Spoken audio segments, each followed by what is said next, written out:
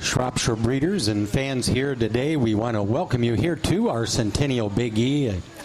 We're sure by now you've had an opportunity to see some of the wonderful sights that are outside on the fairground, and for those of us from the Midwest and further west that are out here visiting this show, there is certainly a lot to see. We have a barn full of good sheep, but it's a unique fairgrounds and a wonderful setting, so please enjoy the New England area while you're here.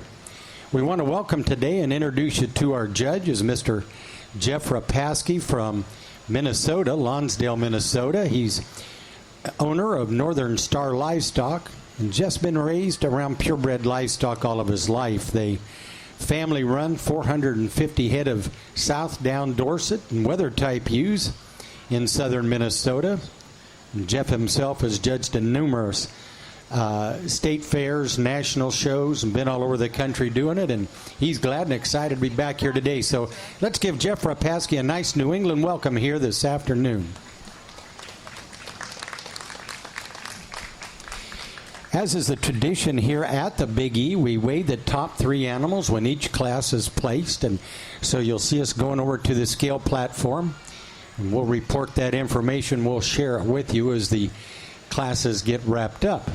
If you'd like to follow along and don't have a show program, they are free of charge. They have a yellow cover over here on the bleacher. So be sure and pick one up and follow along our show.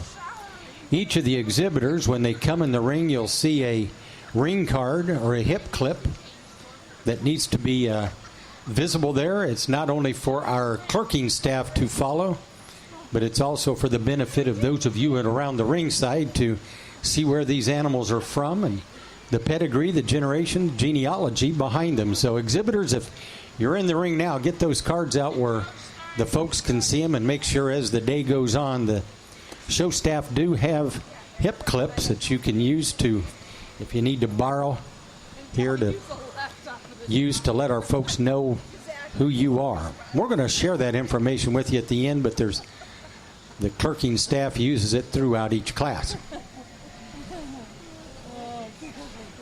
The silent auction is ongoing over by the coffee pot. That's over between doors 5 and 6. Got a nice silent auction. We invite you to encourage you, ask you to go help support it. It helps support the Northeast Shrop Association, and they got a lot of nice items.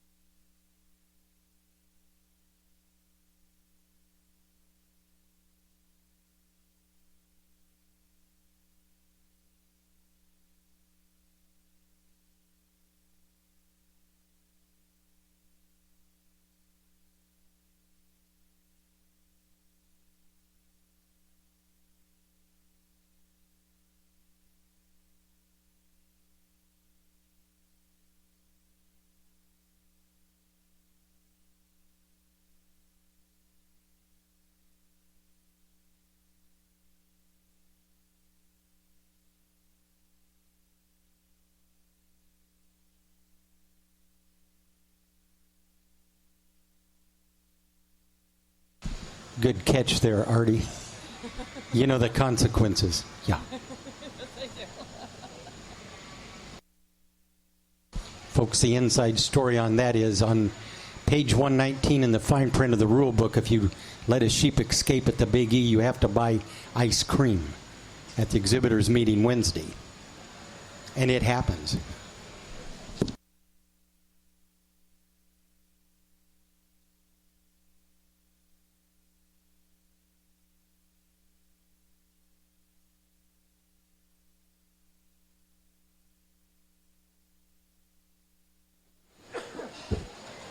I'm going to apologize up front for if I get to coughing. I've had a pretty good head cold for about 10 days, but The buck I'm going to start with, I think he puts the most good things together for me today. I really like him in his outline, especially you get up over top of this sheep. He's really big down his top and out through that hip area, really neatly designed up through his shoulder and up to that front end. You get up in front of him, his breed tab's well within the standards for me today. I really like this one, and when he goes away from you, this buck can get out and he really moves around the ring. He's really wide at the ground. The buck in second, I feel, follows him in most type and kind for me today. When you get up over top of him, just maybe not quite as much natural shape down in the lower part of that quarter of this buck. But when you get him into motion, he gets maybe a tick narrower at the ground than the buck that we win the class with. But another buck that gets out and free and easily and moves around the ring, I think he's a logical second for me today. Then we get into a buck next, a little bigger statured kind of buck here next coming in line. You get your hands on him. He percents out extremely well from his 13th rib back. For me today, he gets a little too flat in his rib design. He gets a little flatter in his muscle design for me today to get him around the two. We win the two we got ahead of him. Then we come into another bigger structured kind of buck here next in line. I'd like to sure just try straighten him up in his top line for me today. I'd like to make him a little better in his chest floor as far as that goes versus his flank. Just add some more natural muscle into him to get him up any higher in class. Then we round out the class with a buck, real nice structured kind of buck. For me today, just giving up too much lack, and especially when you put him into motion, we got to change his rear legs quite a bit to get him any higher in class today. Nice class of yearling bucks.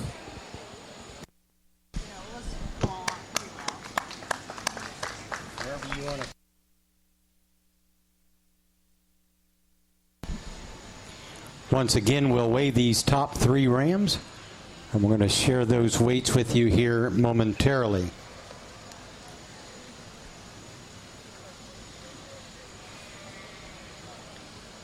The first place animal in that class, the yearling ram, won an added prize from RNG Farm. Danny and Cynthia Rogers for the class-winning yearling ram. That's one of the bonus prizes we have on display up here at the table.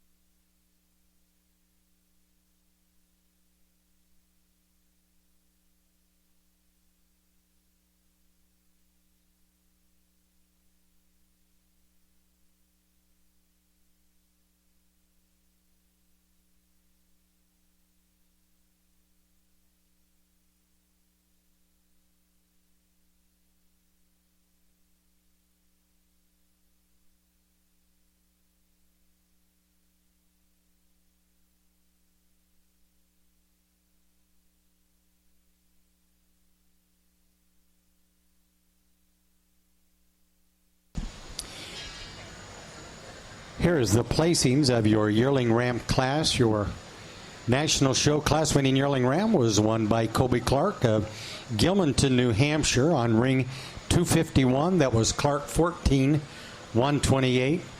And he was sired by Clark's 1138. And the winning Yearling Ram weighed 370 pounds. In second place was Triple J Farm from Harrington, Delaware, ring number 253, with McCabe's 501, sired by Merzinski's Transformer. And he's owned by Triple J Farm of Delaware, ring number 253, and he weighed 276. In third place, we had Britt Hallett, Windcrest Farm from Sterling, Massachusetts, ring number 257 on Hallett's Maverick, sired by Hallett's 343 Tex. And he weighed 333 pounds. That's Chip and Britt Hallett. Our fourth place Yearling Ram was an entry from Elaine Jaycox, Willaney Shropshires of Middleburg, New York. Ring number 255 on Willaney's 1503. And he's a son of 3D's fifth quarter 966. And rounding out the class was Britt Hallett with Hallett's Rebel, number 381, ring number 256. And we'll share that information with you from top down if you're keeping track in the books. On top, it was 1 with a weight of 370, 2 at 276. The cross ram is scratched, 4, 3 with a weight of 333, and 5. The Colby Clark class winner was also the only entry in the junior show.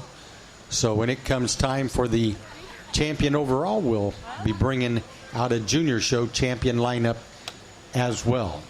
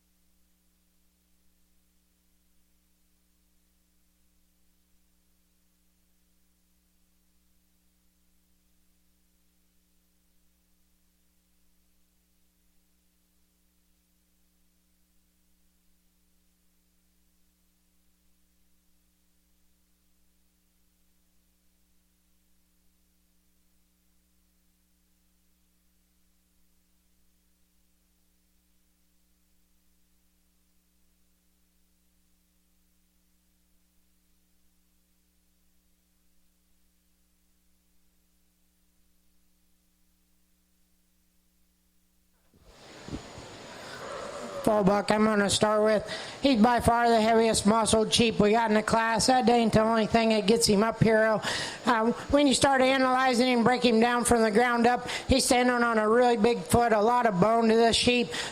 When you get him out into motion, he moves around the ring fairly easily for me today. Is he going to be the biggest one in the world next year? Probably absolutely not, but I think he's plenty big enough for the breed. I really like the way he's designed, his rib shape. You get up over top of him, comes out in a big hip, really heavy muscle buck. The buck here in second, I really like this buck from the profile side. You get your hands on him, he's really long from his 13th rib back. When you get him into motion, he gets a little narrow at the ground for me. I'd like to sure change him the way his neck comes out of the point of his shoulder for me today to push him to get around the buck that we win the class with. But nice pair of bucks up here on the top end. Come into a buck here third, a buck that's a little greener in his own makeup. And you get up over top of him, doesn't have quite as much rib dimension shape to him as the two that's ahead of him. When you start analyzing him back through his hip and out into his lower part of his shoulder, just not carrying as much natural thickness and stoutness as the two we got above him. For me today, he's a pretty logical third. The buck here next in line, a buck he shortens up quite a bit. I'll be the first to admit. When you get your hands on him, he presents out well enough for me. When you get him around the ring, he moves around nicely. That's where it gets him into class, fourth hole for me, I guess. When you get him into motion, he travels a lot better than the bucks that we got next in line. The buck next in line, a really big buck, long-bodied buck. For me today, we just need to give him a whole lot more natural thickness, stouten him up in his bone work, just make him straighter in his lines to get him up any higher. Then we round out the class with a buck that just when you get your hands on him, doesn't present out long enough for me today. When you get him into motion, you really get disappointed in the way he travels around the ring. If we can change that about him, we can get him up a lot higher in class. Congratulations, exhibitors. That class was sponsored by the Maple Lawn Farm, the Pym family. The sponsors of that class. We're going to weigh these three, and then we're going to bring back our first and second place fall ram lambs and first and second place yearling rams and select our overall champion and reserve senior champion ram.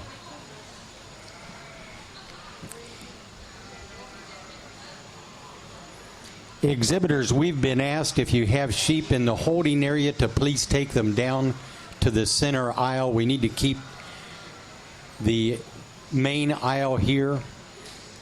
Just back them down between the center row. We've been asked that.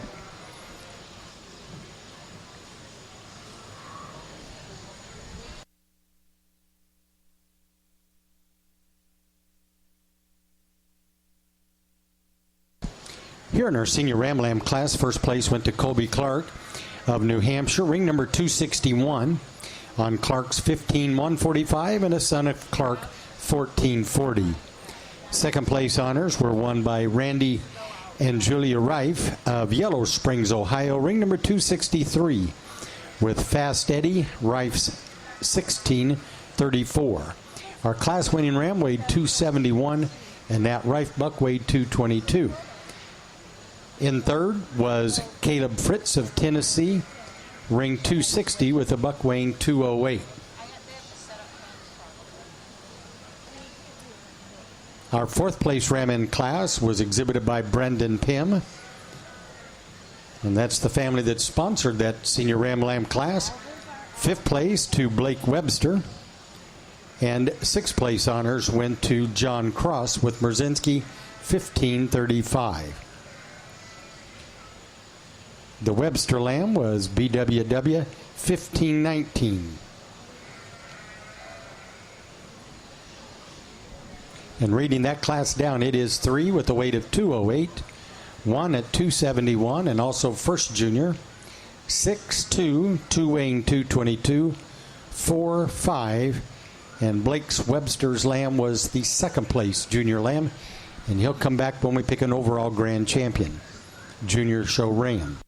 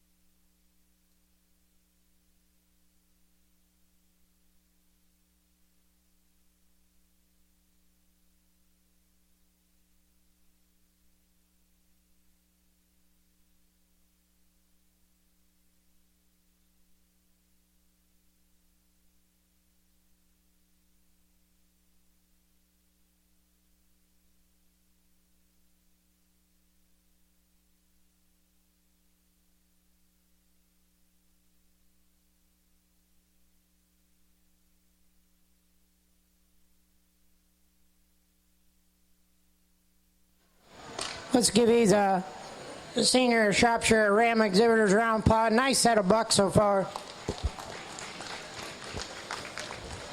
I think for me today, there's a buck that kind of rises to the top pretty easily for me, and I like him quite well. I like the way he's structurally designed and made. Is he the longest sided buck? Is he the biggest, tallest buck? Absolutely not, but I really like him at the ground when you put him into motion. I like the foot that he stands on, and plenty of breed type to him. That'd be your senior. Your yearling buck is going to be your senior champion. And then I think it gets closer between the fall buck and the second place yearling buck. For me today, I'm going to go ahead and I'm going to grab my yearling buck, second place yearling buck. He'll be your reserve senior champion buck. I just think he gets out and travels a little freer and easier for me today than the fall buck.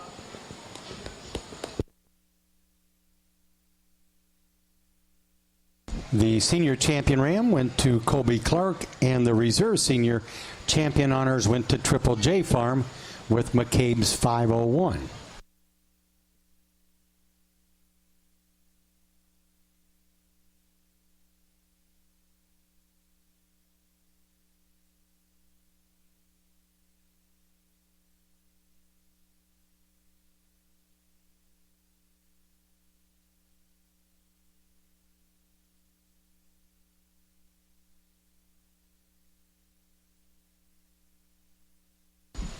The senior champion ram received an added award donated by the Gruenhagen family, SS Shropshires of Iowa, were the donors of that. And BWB Farm offered an award to the reserve senior champion ram. So we wish to thank both of you supporters of our show.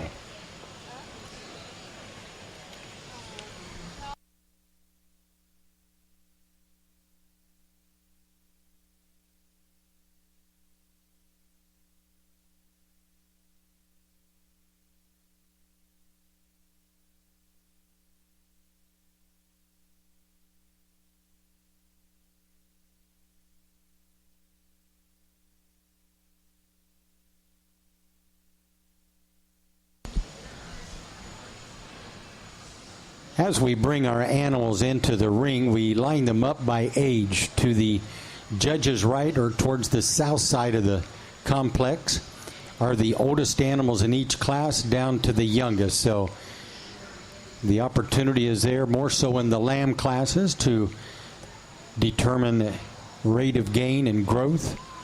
So it gives us a chance to compare them again by age. The oldest one is to your far right, and the youngest to the judge's left.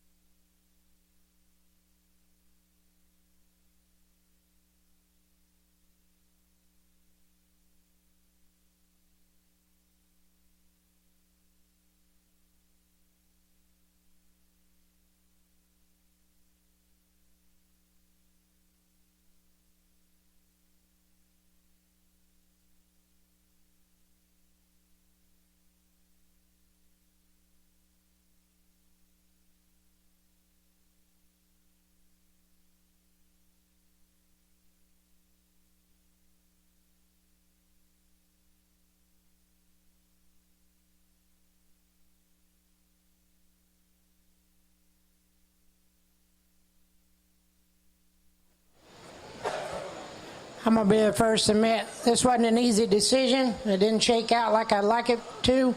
The buck I'm going to start with, if I can make this sheep a little better off his rear pasterns, he wins this class hands down, easy. It's a no holds barred. I really like the way his body shape is, his dimension, the muscle he packs, the foot that he stands on. You get up over top of him, he's got plenty of turn to that rib. Just a lot of neat things about him. For me today, I wish I could change him on them rear pasterns when you get him out and you put him on the move. The buck in second, really cool pattern buck from the side. You like him all day long. You get your hands on him. He's by far easily the 13th, the longest from his 13th rib back. For me today, he gets a little too tight in his rib design. I'd like to sure blow him apart there. I'd like to give him more base width, especially when you put him into motion. He gets plenty narrow at the ground for me. He doesn't pack enough muscle, true natural shape and muscle for me to get him around the buck that wins the class. But on the other part, when you put this buck in motion, he glides around the ring like a dream. You don't make one any better when he gets out and move. The buck in third, another buck. It's a real kind of a combination of the first two ahead of him. Got a lot of muscle in this buck but when you get up right up over top of him and start analyzing him and looking at him, he just don't have enough rib dimension right behind his shoulders down into his heart for me today to get around the two that's above him. And then when you put him into motion, buck gets a little bit more restricted maybe than I'd like to see him when you get him into motion. I'd like to sure change him a little bit up to that front end to compete with the two that's above him. I make the same thing on this buck here in fourth hole. Really like the amount of natural thickness and muscle in this buck carries. I just need to change him in that next set, down in the lower part of that shoulder and down into his chest floor for me today to compete with the three that's above him. And then we round out the class with a buck, a real long-bodied buck. He percents out really well. A buck that need to change off his rear legs, wheels a little bit when you put him into motion. I'd sure like to shorten his ear just a tick for me today to get him to compete with the ones above him.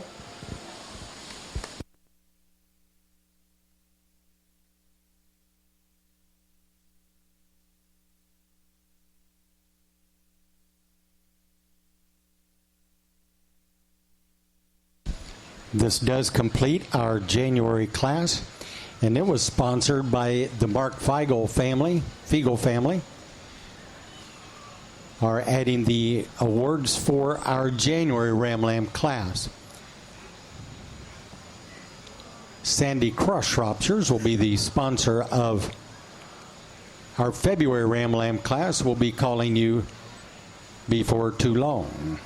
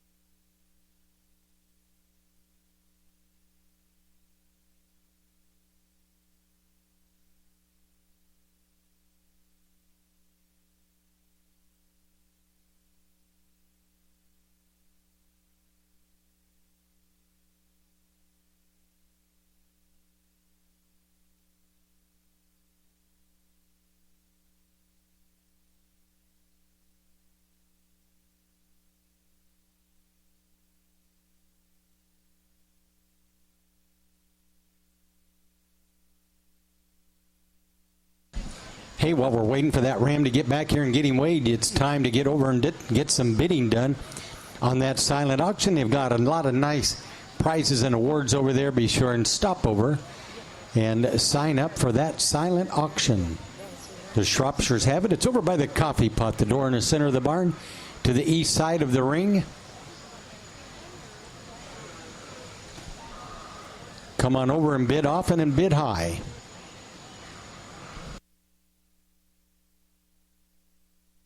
We're now ready to begin checking in our February Ram Lambs.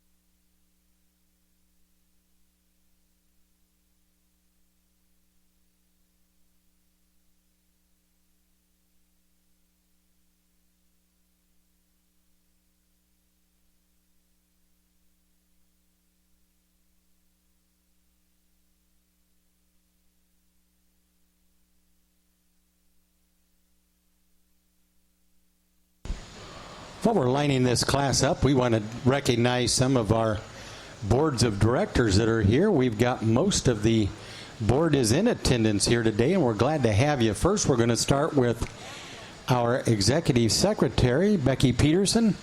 Becky, raise your hand. Folks, let's give her a nice round of applause. She does a great job for your breed. You know, you lead the nation in numbers of futurity animals, and your breed really has done a great job in its leadership position. We have the most sheep of any breeds entered here at this particular show, and you go across the country and it's one of the largest attended or entered breeds anywhere. Our association president's in our class right now, Jim Percival from Ohio. Jim, raise your hand right out here. Jim's in here. Our New England directors, Recall and Mandy Swartz.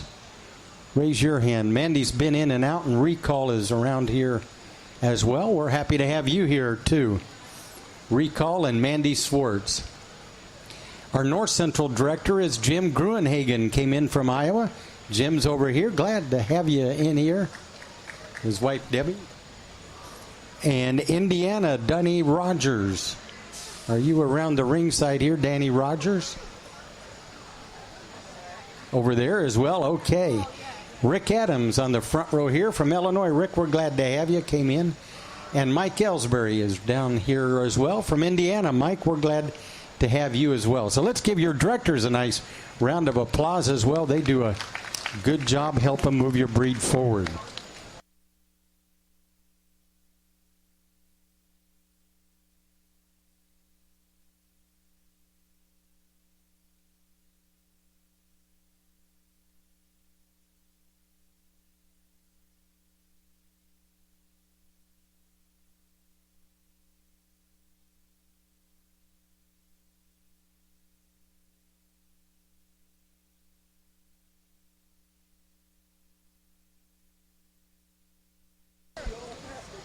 I'm going to share the placings now in that January Ram Lamb class. Those of you that are keeping score, our first place Ram Lamb went to ring number 271, right at the top of page 1 there from McCabe Shropshires of Prospect, Ohio. Bred by Jason Haig, he was sired by Cabinus 361 and weighed in at 206. The second place Ram Lamb was ring number 268 from Rinker Land and Livestock and Anderson Shrops from Illinois. On RNA 2163, a son of Future Direction, 3D Sheep Farm 1181, and he weighed 175. Our third Ram Lamb in the class was bred by Colby Clark of Gilmanton, New Hampshire. Ring number 275 on Clark 1602, and he's a son of Clark 128. And that Ram Lamb weighed 197. Our fourth place honors went to Addison Nicholson from Sand Meadow Farm in South Windsor, Connecticut, with ring 273, and that was Nicholson's 5 is the number on that one.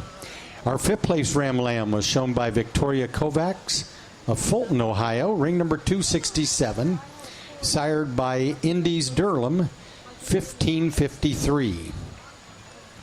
Our sixth place honors went to Joanna Jarez, Sugar Valley Farm in Covington, Massachusetts, ring number 281 on Jarez 14, and a son of Washburn Stunner.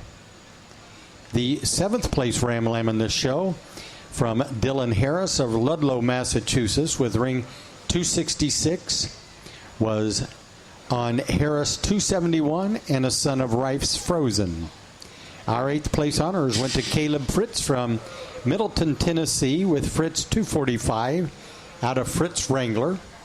The ninth place lamb was shown by Blake Webster, ring 277 on Webster 16-2. And in 10th was Triple J Farm, ring number 278 with Triple J 1603 and sired by Rife's Loch Ness. The 11th place Ram Lamb in this show was an entry from Addison Nicholson on Nicholson's 4. The 12th place Ram Lamb was exhibited by Joanna Jarez, Sugar Valley Farm of Massachusetts, ring number 280 on Clark 1655. 13th place rounded out the class from William Weston, Rocks and Reels Farm of Hancock, New Hampshire, ring number 279, and sired by Anderson's 1208. Now, reading down the first page of Ram Lambs from top to bottom, it is 1 with a weight of 206, 11, 4, 7, 5, 3 weighing 194, and 8. And our next page of Ram Lambs at the top down was 9, 2 weighing 175, 10, 13, 12, and 6.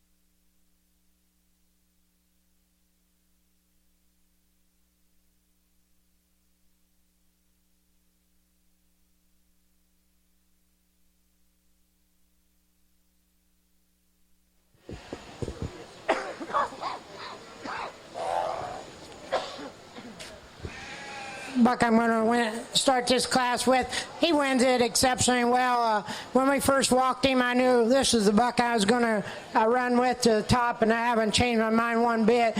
You get your hands on this buck, he's super square down that top, really big over that loin and out through his hip, and stands on a really nice set of feet and legs, got a big old foot on him. You put him into motion, he gets around the ring really free and easy, can get out and travel.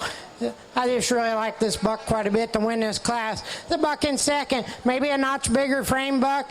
For me, maybe carrying a little more rib design, a little more middle to him, which is not a bad thing. For me, this buck, when you get him into motion, I'd like to change him just a tick in his top line when he gets around the ring. I'd like maybe just like to change him a little bit down in the lower part of that leg and that quarter, especially when you get him into motion. For me today, he's going to stand second to one that I think's awful good. Then we come into a really pretty pattern buck clam here in the third hole. I'd like to change this sheep, Penny. I'd like to just stout him up on his total mass. Especially when you get up over top of him, he's not near as big down his top and out through that hip area as the two that's above him. He's standing on a little tinier foot than I'd like for me, but I think he gets around the ring, excels. My fourth place buck, that's where I'd like to change this guy. Another buck that's really nicely designed and neat in his touch. A buck, when you get him into motion, he gets a little bit restricted when he gets around the ring. Maybe doesn't tuck down on off his rear feet like I'd like him to when he gets around the ring. If we can change that about him, we can move him up quite a bit. Then we come out with a really big scale buck here in the fifth hole. A buck that's got a lot of pounds per day of age for his age. A buck that's really stout down his top and out through that hip area. For me today, I got to change him a bunch in his top line. When you get him into motion, he wants to get really high in his loin compared to the four above him. We'll get a weight on these top three ram lambs here from our February class, and we'll share that with you here momentarily. Class breaks are always good time. Becky tells me to go bid at that silent auction between the class breaks.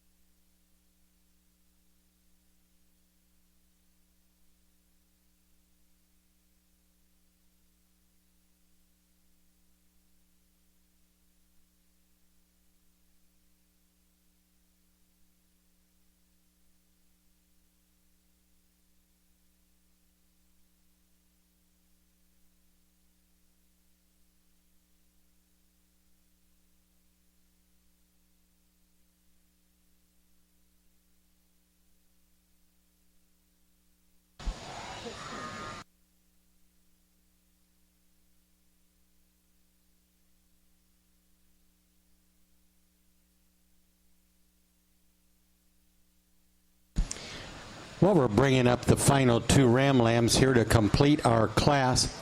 We'll give you the results here of our February ram lamb class. First place honors started at the top of the second page of ram lambs, and that was ring number 293 from Randy and Julie Rife.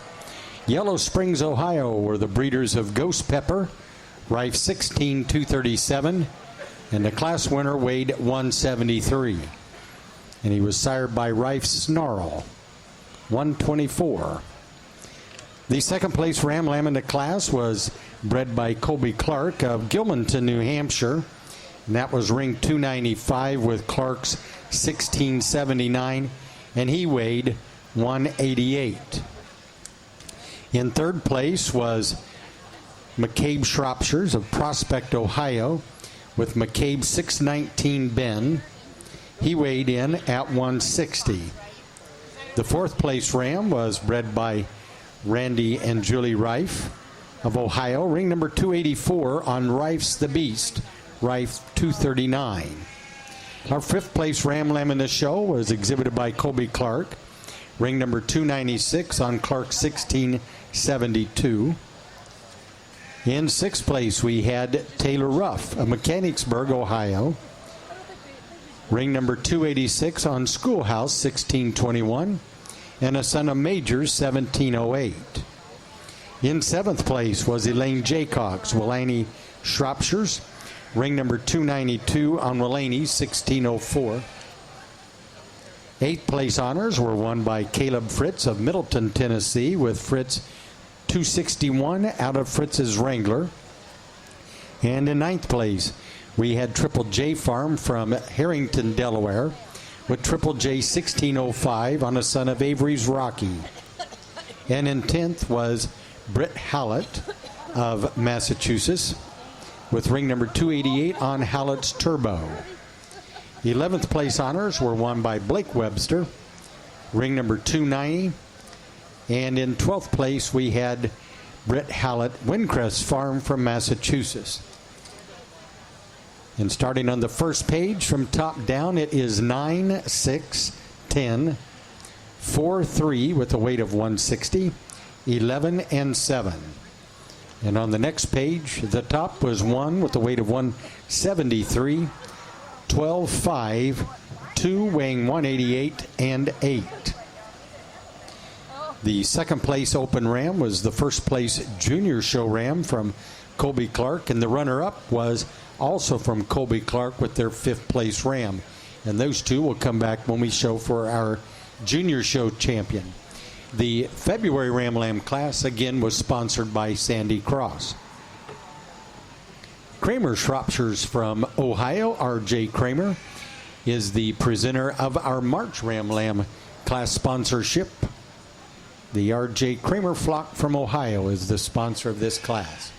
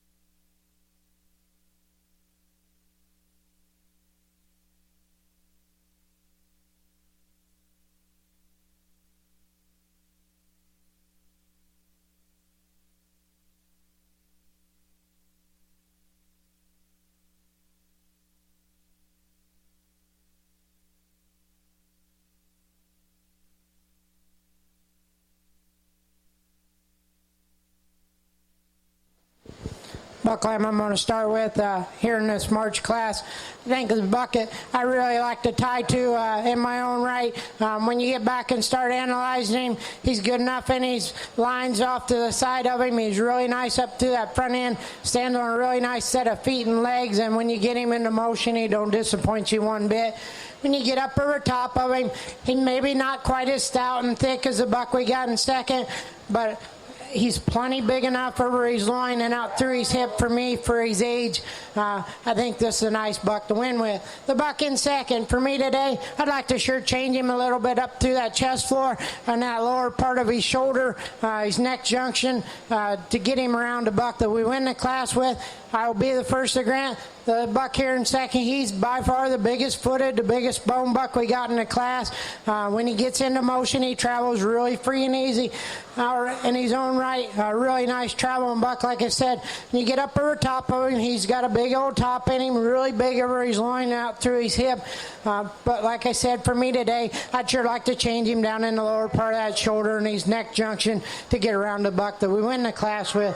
When I come in the buck here in the third hole, another buck is real similar to the second place buck, a buck that you get up over top of him, is really stout made, really opened up in the center part of his body. For me today, I'd like to sure just change him down in the lower part of that shoulder. I'd like to change him a little bit when he gets around the ring for me compared to the two that beat him. Then we come into a real pretty profiling buck here in the third hole, a buck that just lightens up a little bit in his bone work for me today. When you get your hands on him and get up over top of him, just not near as much of him as the three that stand in front of him to get around him. But a buck that's really fresh to the touch and young appearing in his own right, got better days ahead of him. Then we round out the class with the buck next in the line. I'd like to sure just change him in his neck set, lower part of that shoulder. I'd like to give him a punch more muscle down in the lower part of that quarter for me today. Maybe he could lengthen him out compared to the four that's above him to get him to challenge him any higher. But a nice class of March buck lambs.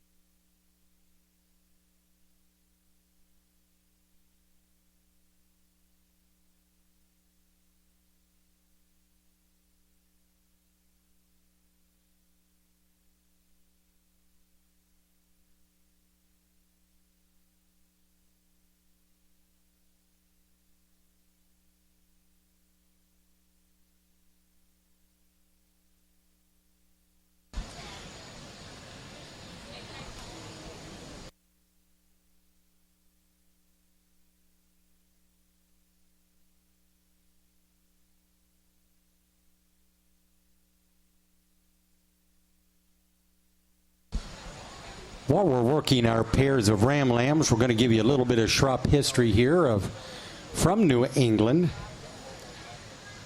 We're going to be selecting our grand champion ram here in a little bit, and we have a special trophy, and that's in memory of Debbie D'Ambra, and that was a very noted Shropshire breeder up here in the New England era.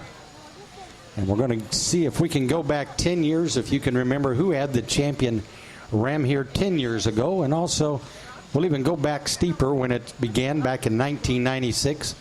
Both those exhibitors are here today. 2006, the champion Shropshire ram, and 1996 as well. Today we have a plaque. The nameplates have become so full on the original trophy. We have some other Shrupp trophies that go back. We're going to talk about the used later on.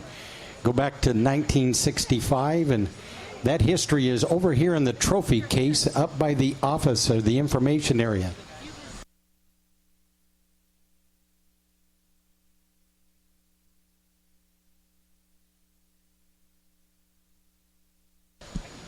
Right, our champion, we have a correction. The champion ram is in memory of Peter Harris, a new trophy.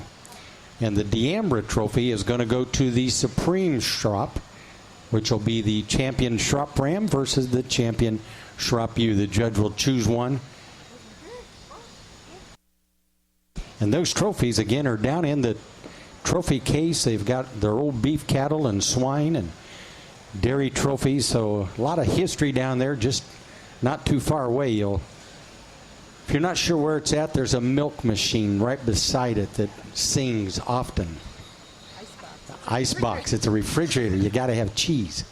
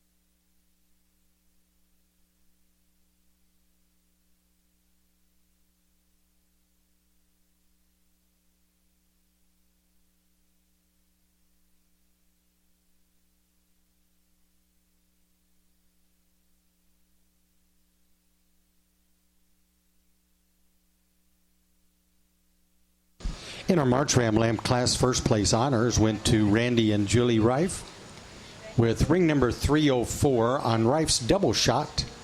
A son of Reif's Bear Claw, that Ram Lamb weighed 155.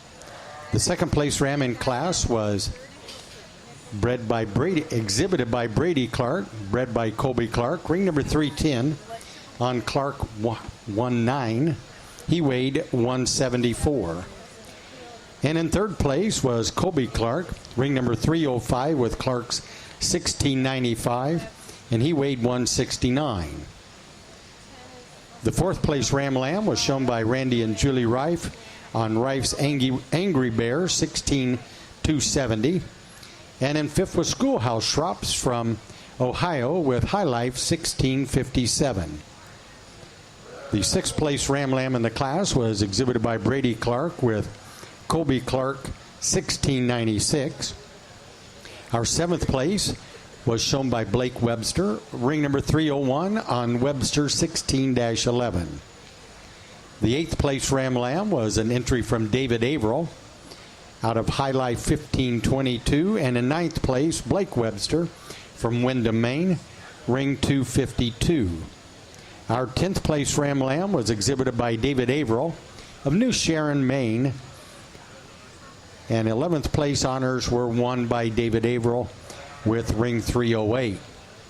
And on the first page from top down, it goes 5, 7, 10, 155 is the weight on one, the first place ram.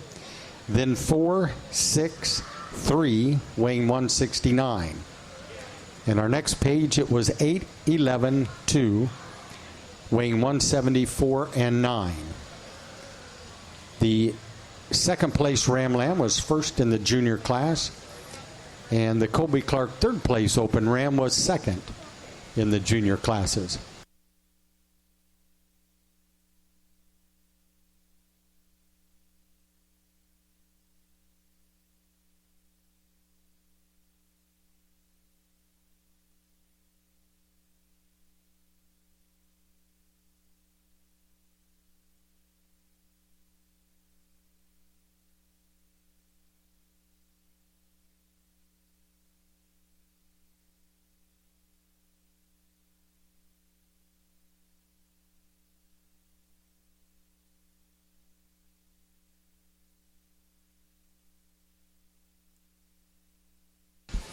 In our pair of Ram Lamb class, Randy Wright placed first, followed by Brady Clark in second, Colby Clark in third.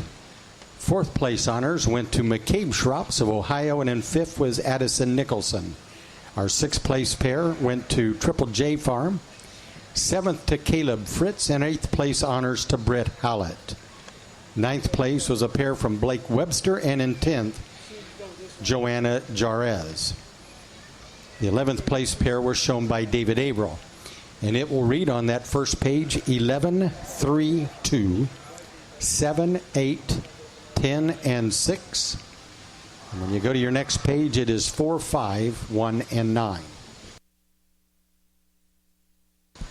Our first place January Ram Lamb is from the McCabe flock, and Rife with the first place February and first place March. Rinker and Anderson had the second place ram in the January class. The runner-up in the February class was Colby Clark.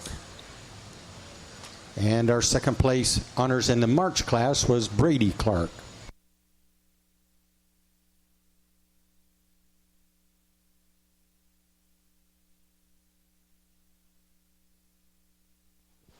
Let's put our hands together for these junior buck lambs. That really nice Shropshire junior buck lamb. I ain't going to take a lot of time. There's a buck out here I like quite a bit. I liked him in class. I still like him a bunch. He's going to be your junior champion. He's going to come out of that February class directly ahead of me. He'll be your junior champion buck. Now I think it gets closer. The March buck and second place February buck. I like both them bucks quite a bit. For me today, I guess, I'm going to go ahead and I'm going to use my reserve. It's going to be my second place February buck lamb. He'll be your reserve junior champion.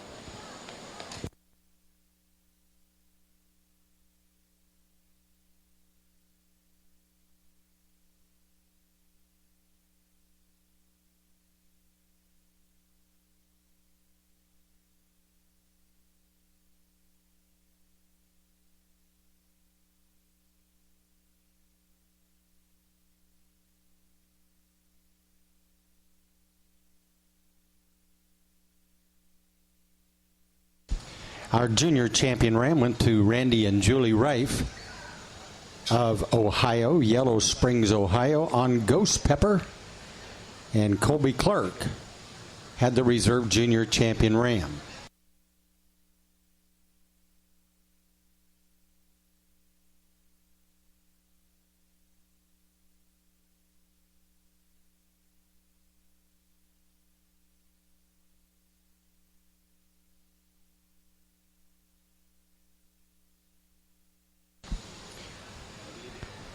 And recognizing some more of our sponsors, we have that of the pair of Ram Lamb class winner was donated by Rife Shropshires, who also won that class. Our junior champion ram honor was donated by Mandy Swartz, one of our New England board of directors. And Larry and Sharon Larimore of Triple J Farm donated the award for the reserve junior champion ram that went to Colby Clark.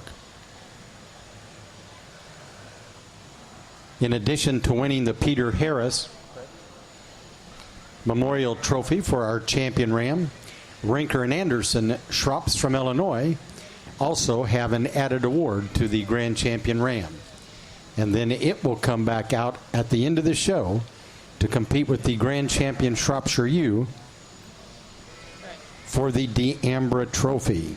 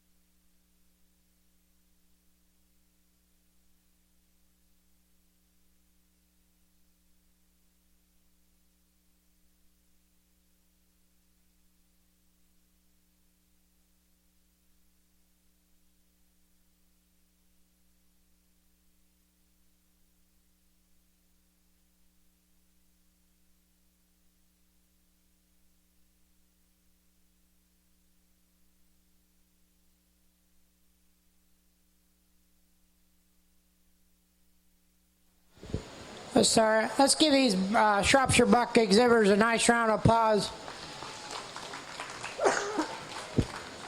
That was a lot of numbers. I got 4 bucks out here for my final drive. All 4 bucks I'm really happy with. They got a lot of things in common about them. One, they all can get around the ring and travel.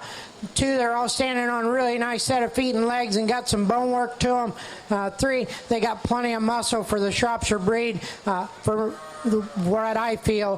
For me, there's 2 bucks out here that I like quite a bit that I think are kind of would propel the Shropshire breed forward. I'll go out and I'll go and pick your champion reserve Shropshire Buck for your national show.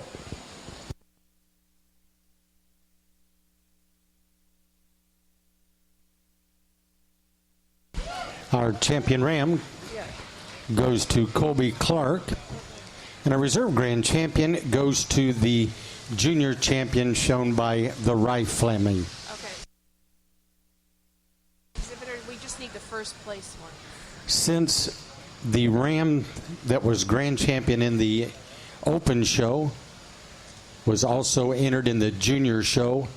We would ask we'll only need the first place ram lambs to the ring to select our reserve champion.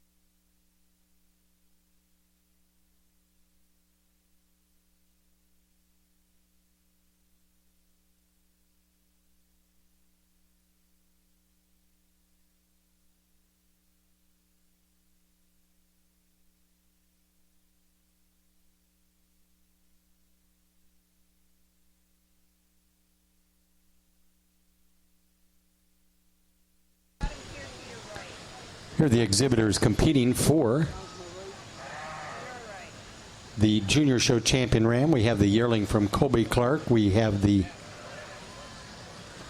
first place fall ram lamb from the Clarks. From Colby Clark, and Webster's are right behind. And then we have two more Clark rams. And we did get the trivia question was answered. Who won in 2006 at Champion Ram? That was Ryan Webster. And we've got, it looks like another generation of Websters out here showing in our junior show. Another generation of Websters. And that ram was fitted by Ethan Smith, who's also an exhibitor here this year.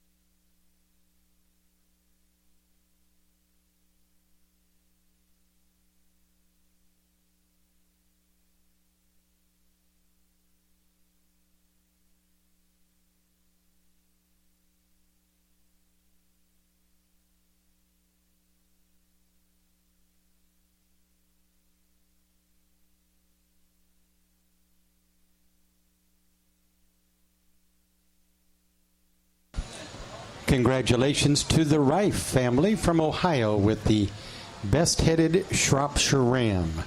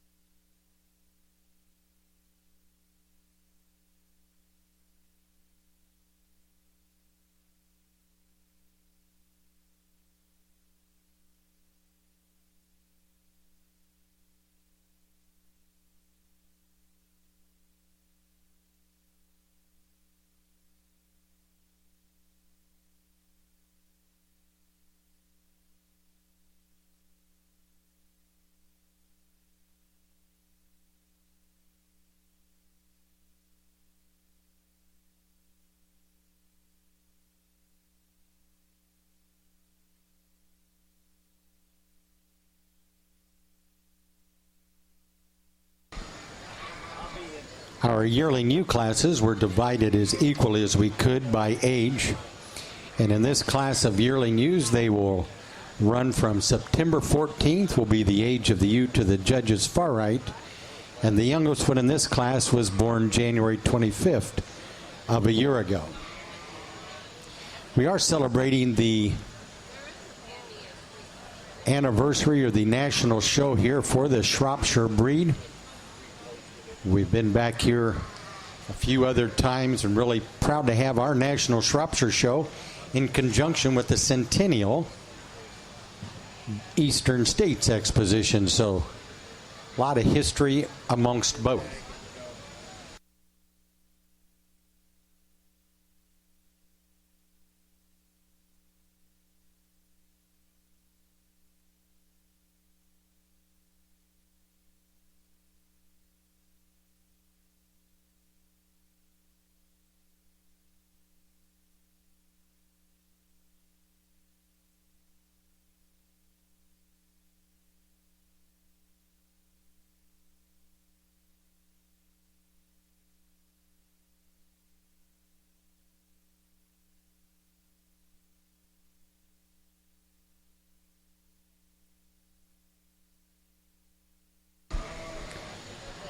Since we have started our U portion of the show, all of these U's are going to be in competition for the Volshing Trophy. That's another one of the trophies down in the case. We certainly want to invite you to stop by and see as well the Volshing Trophy. It started back in 1965 in memory of a Shropshire breeder named Alfred Litz. And I'm sure some of the New England folks are familiar with the Alfred Litz flock.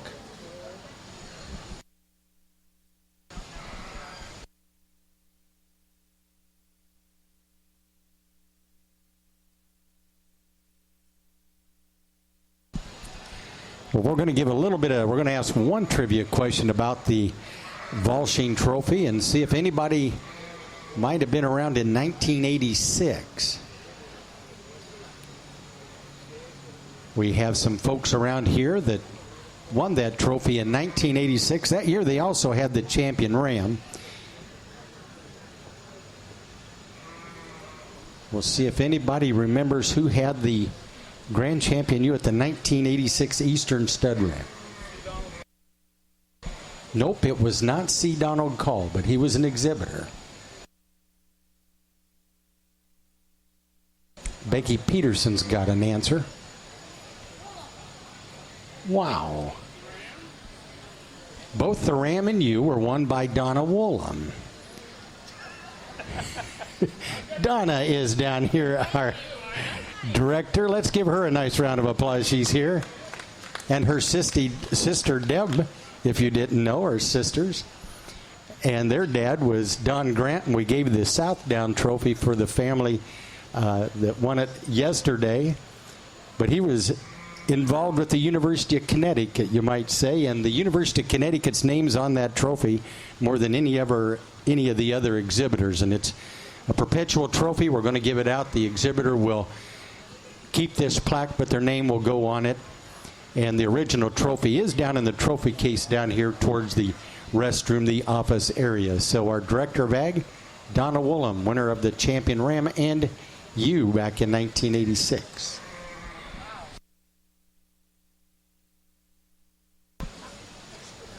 As a 4-H'er.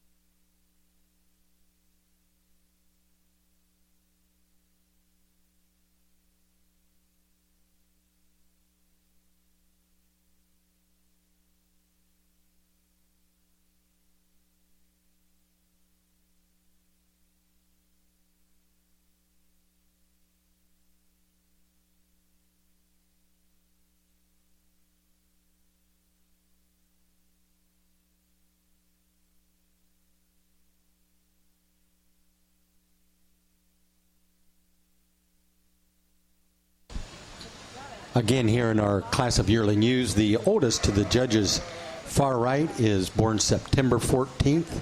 It's a fall yearling, and the youngest in this particular class was born January 25. So we do have a bit of an age range here. We divided them up by numbers here to have two classes that are equal and then just one less in the third class.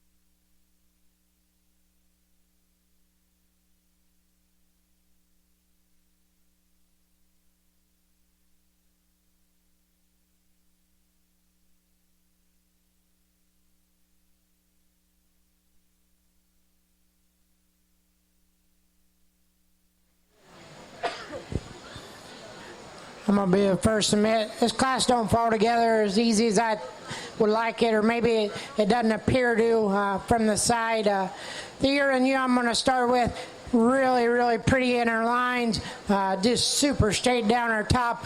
Her underline is impeccable. Up through that front end, she's really cool and jacked up. When you get your hands on her, she is probably the stoutest down her top and out through her hip as anything we got in the top 5. For me today, I question if she's got enough total rib shape dimension for being a yearling ewe, but when you get your hands on her, she's got more than enough muscle. For me today, she's got to win this class. I really like her when she gets out and moves. Would I like to stouten her up on her bone work? You betcha. But I think she's awful nice in her design not to win this class. The ewe in second. Different story. This is the bigger boned ewe, the bigger footed ewe, the more big bodied ewe, broody. You get your hands on her, she's plenty stout down her top and out through. She maybe gets a little more pinch through her from her hooks to her pins for me. I'd sure like to take some weight off this ewe. That's my biggest probably pet peeve with her. I think you burn her off. I don't think she's as stout as the ewe we lead off, especially down in the lower part of her quarter and that muscle. The ewe in third, where I pulled back out, a really pretty profile ewe from the side. For me today, I got to balance her up better in her underline. We need to drop her flank quite a bit to make her run up more parallel in her lines. I need to add her some more natural thickness down in the lower part of that leg. I'd like to change her just a tick when she gets out and moves and travels to compete with the two above her. Then we come into a really stout made ewe next in line, real opened up in her rib cage. Excuse me, really neat design. She's really nice up through her front end and everything. For me today, she's maybe getting on the verge of being too dark for me, especially out through that ear to get her up any higher in class today. Then we round out the next ewe in class, a real nice another designed ewe. I'd like to sure change her in her chest for her quite a bit. I'd like to change her a lot off her rear legs to compete any higher today.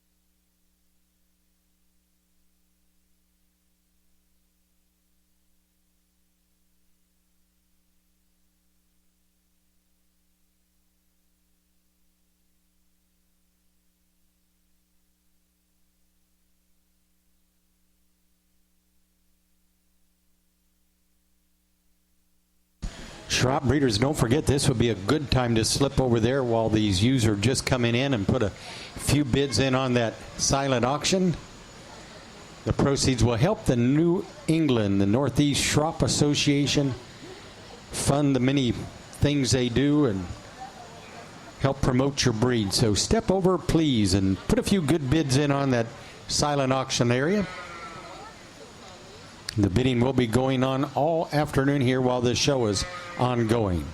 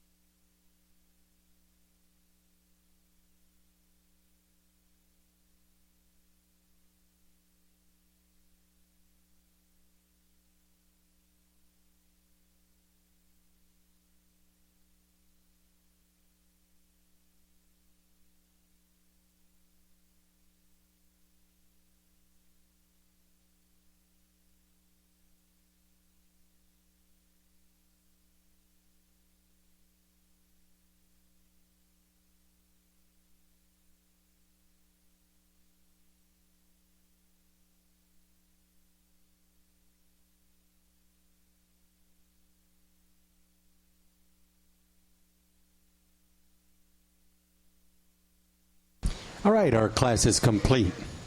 And here's the results of our Group 1 class of Yearling ewes. We'll share that information with you now. We have begun our Class 2, and in first place was a Yearling ewe bred by the Rife Shropshires, Randy and Julie Rife from Yellow Springs, Ohio, on Rife 048, and she's a daughter of Ice Age, Rife 186. That was ring 338, and she weighed 205 pounds. Our second place yearling ewe was exhibited by and bred by Colby Clark of Gilmanton, New Hampshire, ring number 342, and she weighed 247 pounds and was first place in the junior show. The third place ewe lamb was exhibited by Attica Lockup of Shabance, Illinois, ring number 329 with Barron's 1502 and a daughter of Adams 1313. She weighed 219. The fourth place ewe in the class was an entry from Triple J Farm of Harrington, Delaware on Triple J 142, a daughter of Washburn's Magny. And that was ring 334. Our fifth place yearling ewe was exhibited by Attica Lockup of Shabance, Illinois, ring 328. Thanks for coming, Donna. On Step Ahead 2644, sired by Barnes 1028. In sixth place was Blake Webster of Windham, Maine, with ring 335 on Webster's 17. And that ewe was second in the junior show, so she'll come back out for our champion ewe line. In seventh place was Bishop Schropp's Lake Effect Farm of Governor, New York. Ring number 344 on City Limits Sheep Farm, 1516, a daughter of Avery's Ignite. And in eighth place, we had John Cross, Spring Run Farm of Gorham, Maine, with Jason Heeg, 489. That was ring 352. Our ninth place yearling ewe was exhibited by Joanna Jarez. And in 10th place, we had William Weston, Rocks and Reels Farm in New Hampshire. The 11th place ewe was shown by Blake Webster. And in 12th was John Cross. And sharing that group placing from the top down, page 11 is 8, 5, 4, 6, 10, 1 weighing 205, and 11. And on our second page, it's 3 who weighed 219, 2 at 247, 7, 12, and 9.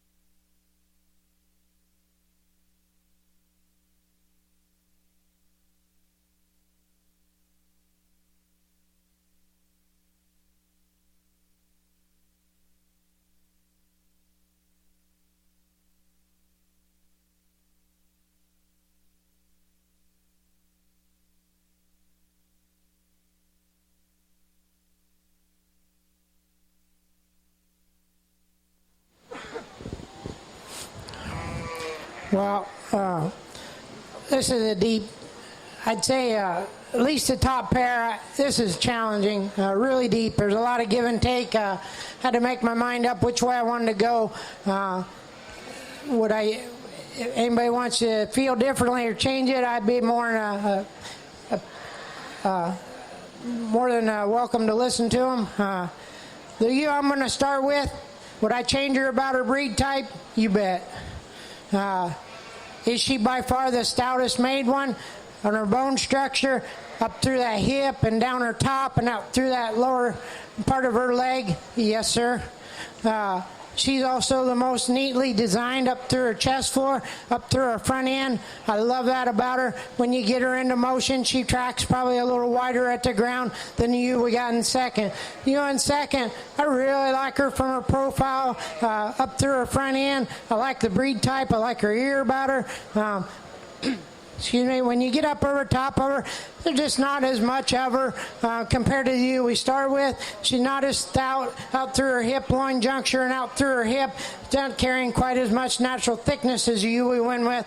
She maybe lightens up just a tick more in her bone work than the ewe we went with. But I think this pair of yearling ewes are awful tough, and you can flop them back and forth however you'd like them and justify it easily. The ewe in third, not a really nice ewe in her own right. Again, you get your hands on this ewe. She got a really nice touch to her. She's highly spirited. But when you get your hands on her, she's got a really nice touch. She's good out through that hip line. Got a ton of muscle working down the lower part of her leg. I think she just lightens up a touch in her bone work for me today. I don't think she tracks near as true and free and easy as the two we got in front of her. And she got in a tough class. I mean, that's an awful good pair that's above her. Then we get into a little different story here in fourth. A ewe that's a lot more moderated in her structure. She's not near as long-bodied as the three ahead of her. But when you get your hands on her, this ewe percents out really nicely. She's really big in that loin area and out through her hip and down in the lower part of her leg. I just feel that for me today, she kind of fits the bill to be in fourth for me. I really like a lot of things about her. I'm not like when you get her out and travel, she can get out and get around the ring. Then we come into you here next in fifth in this top five.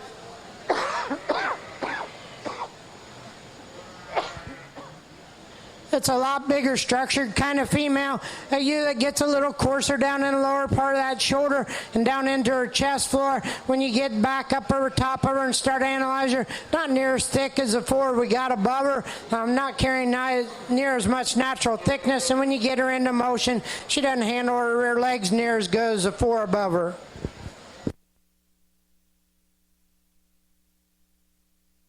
Congratulations, exhibitors, on a nice set of yearling ewes.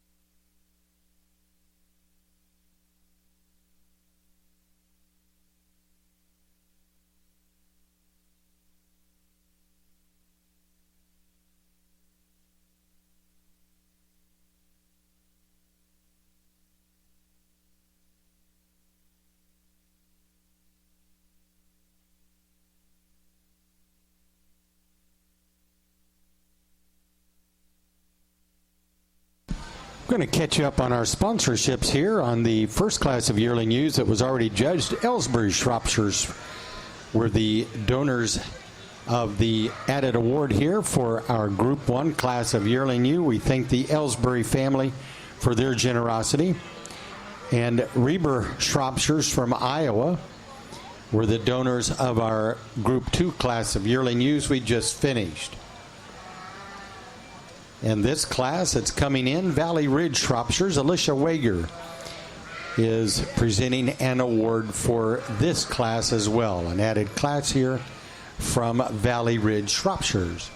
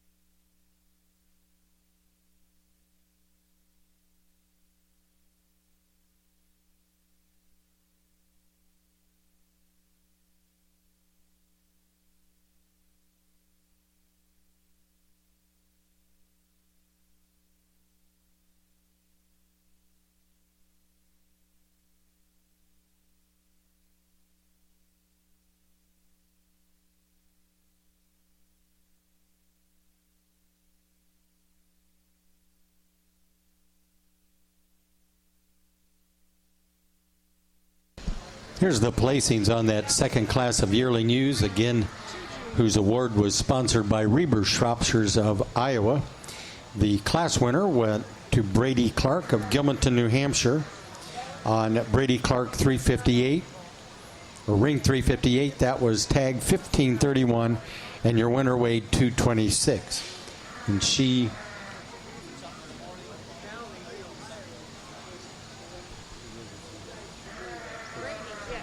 yes, this one was the first place in the junior show as well. Our second place ewe in that class was bred by Randy and Julie Rife of Yellow Springs, Ohio on Rife 1571. That was ring 349, and she's a daughter of Full Nelson and weighed 228. The third place Shrop ewe is shown by Brady Clark. Ring number 357 on Clark 1530. She weighed 234. In fourth place was Addison Nicholson of Sand Meadow Farm on Rinker and Adams Shrops 2107. The fifth place yearling ewe was exhibited by Taylor Ruff of Mechanicsburg, Ohio on ring 354 with JEM Shrops 1509. And in sixth place was Taylor Ruff, Mechanicsburg, Ohio, ring 348 on Schoolhouse 1527 and a daughter of Schoolhouse 1020. Seventh place honors were won by Triple J Farm from Delaware, ring 339 on a daughter of Washburn's Magny. And in eighth place was Elaine Jaycox, Willaney Shrops, ring number 356 with a daughter of Fifth Quarter. And in ninth place, Britt Hallett from Windcrest Farm of Sterling, Mass. Ring number 359 with Hallett's Katie May. 10th place was an entry shown by and bred by Britt Hallett. Ring 350 with Hallett's Brandy. In 11th place was Addison Nicholson. 12th place honors were won by Seth Healy to finish up that class. And reading again now from top down. On the first page, it is 6, with a weight of 228. On the second place ewe, that's 6'2", and 2 weighed 228. 10, 4, 5, 8, and 1. And your class winner weighed 226. And then on the next page, it's 3 weighing 234, 9, 11, 12, and 7.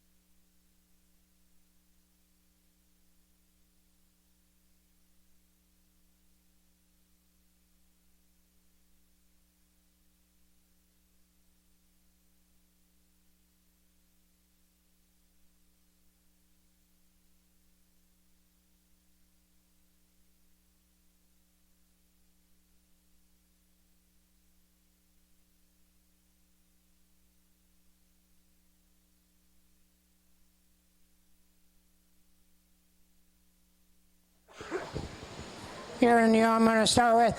I think she's better in her lines for me today, especially when you get her into motion. I think she handles her rear legs quite a bit better for me than the yearling ewe we got in second. When you get your hands on this first place ewe, she's really nice down her top and out through that hip, handles with a really nice touch. Got plenty of muscle to her. The ewe in second, bigger structured kind of female. I really like the amount of bone that she stands on her feet. I just sure like to change her off her rear legs for me today when she goes away from you to get her around the ewe we start the class with. But another ewe handles really nice to the touch. She's really big out through her top and out through that hip. Got plenty of muscle for the breed.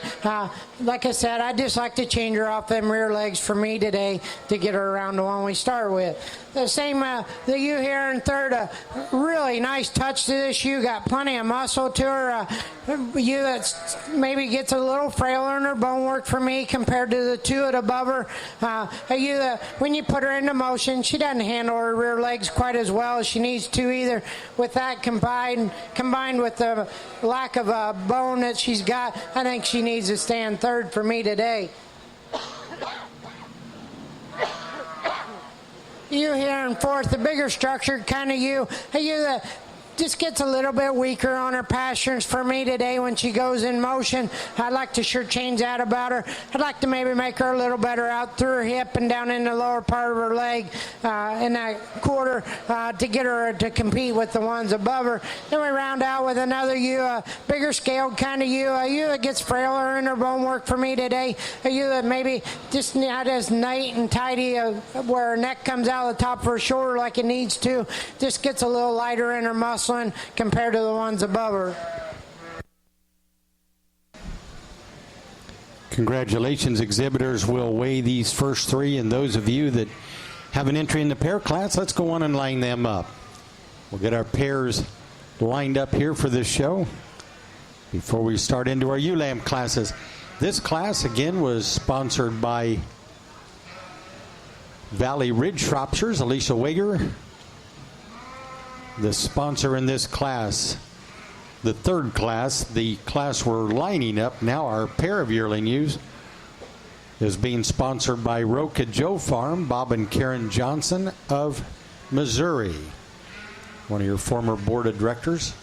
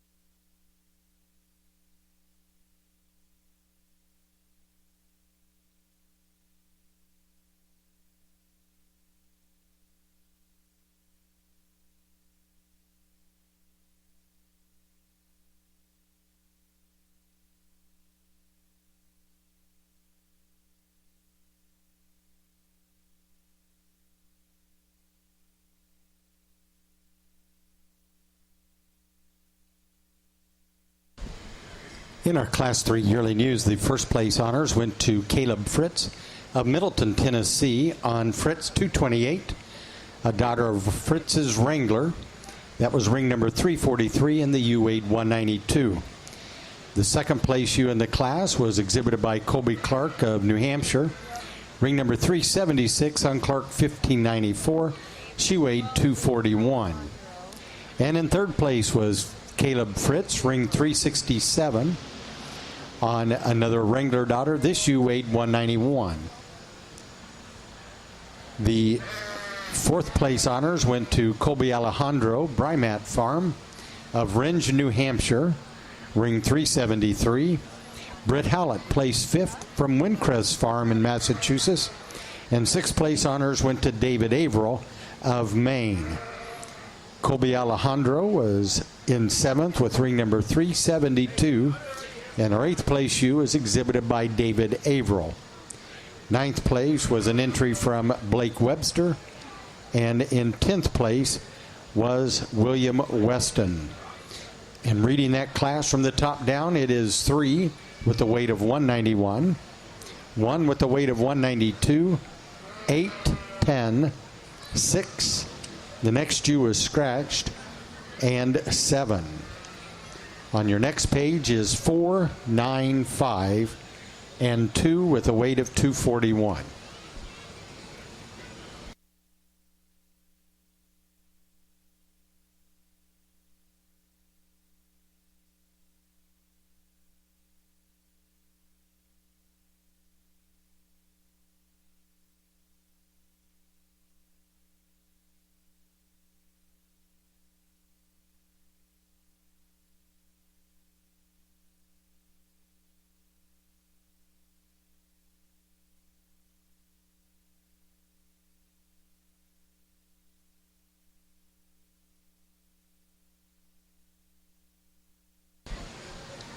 In our yearly new pair class, we want to recognize the Roca Joe Farm of Missouri again for being the sponsor of that class. Winning pair that went to Randy and Julie Rife of Ohio.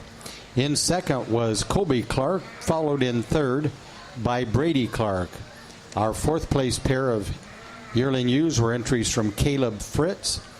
And in fifth place was Triple J Farm. Sixth place honors went to Attica Lockup of Illinois, and in eighth place was Taylor Ruff. Seventh place was Taylor Ruff. Eighth place was shown by William Weston, and ninth we recognize Blake Webster. 10th place was an entry from Addison Nicholson, and 11th place to Britt Howlett. 12th place pair were exhibited by Colby Alejandro. In 13, David Averill rounded out the class. And now reading down from the top on the front page is 12, 13, 2, 3, scratch, 4, and 11. And on your next page it is 5, 10, 1, 7, 6, 9, and 8.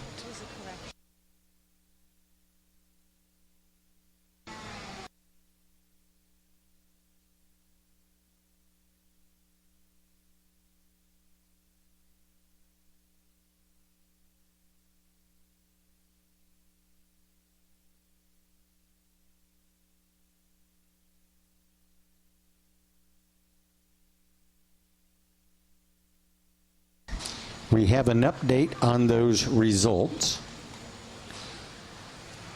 At the top of the page, we mentioned Colby Alejandro with 12th. Actually, that was 8th place.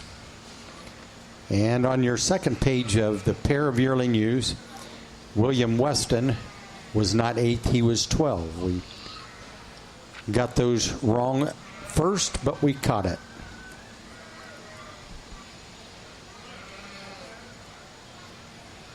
Now we're into our small class of 6 senior ewe lambs.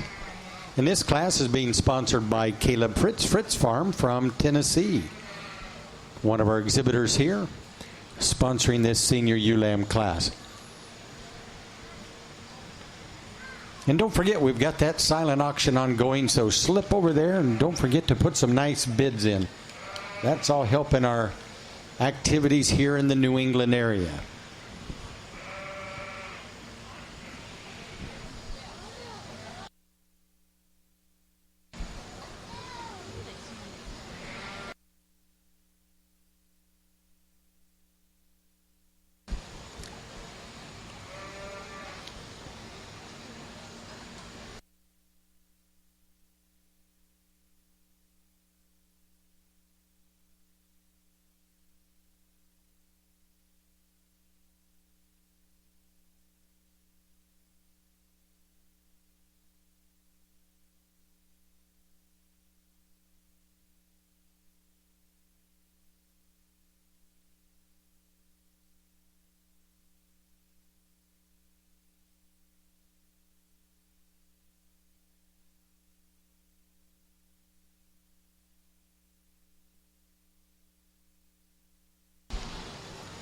as we have started the ewe classes here in our National Shropshire Show.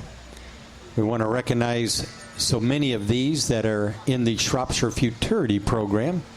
And again, your Shropshire breed should be proud to have the most animals in the Futurity classes of all the breeds. In fact, I believe 80 ewe lambs were nominated from the Ohio Classic sale. 154 total. We have 154 total entries in the Shropshire Futurity, ewe lamb Futurity. So there is going to be some nice prizes paid out later. And over half of those, again, came from the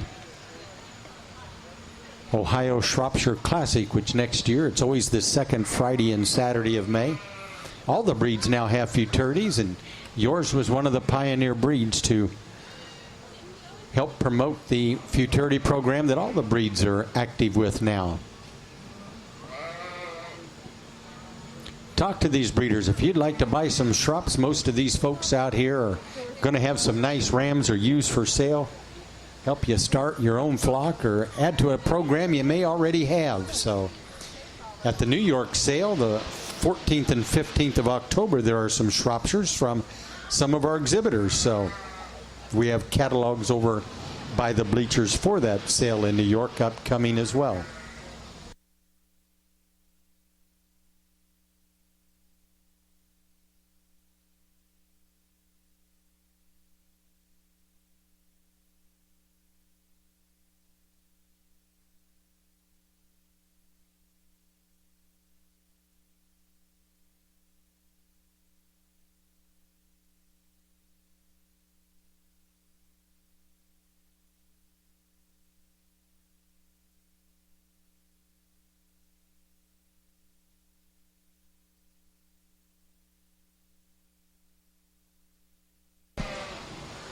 Isaac, you'll have to tell John Cross he was the answer to a trivia question.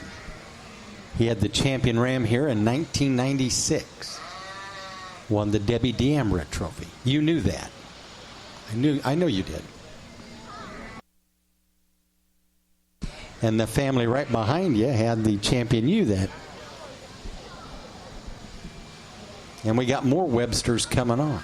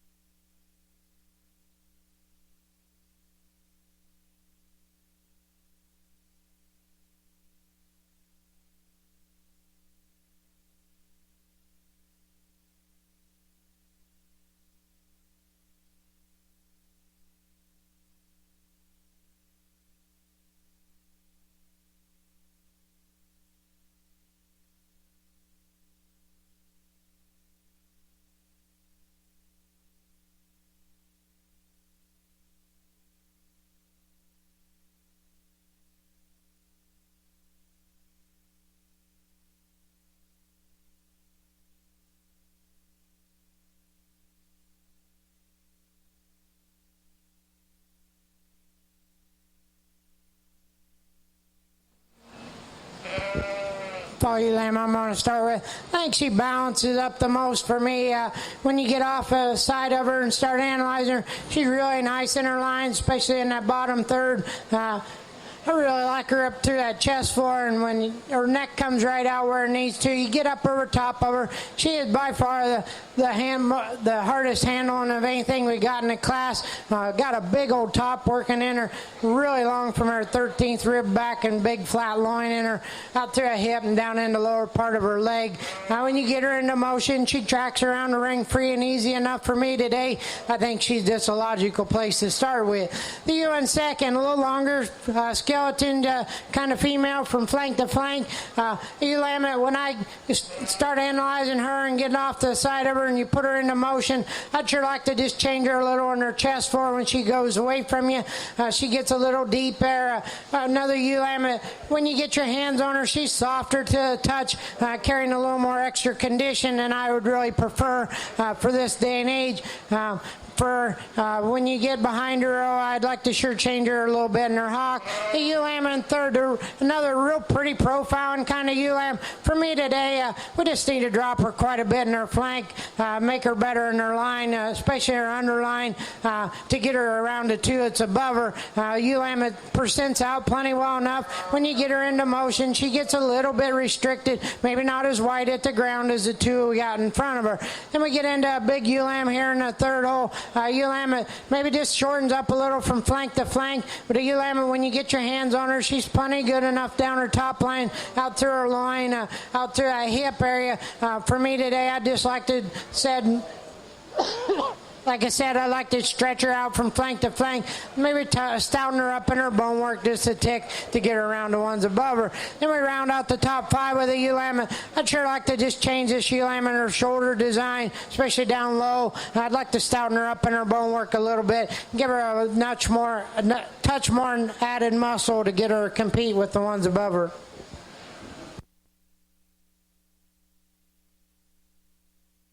Congratulations, exhibitors.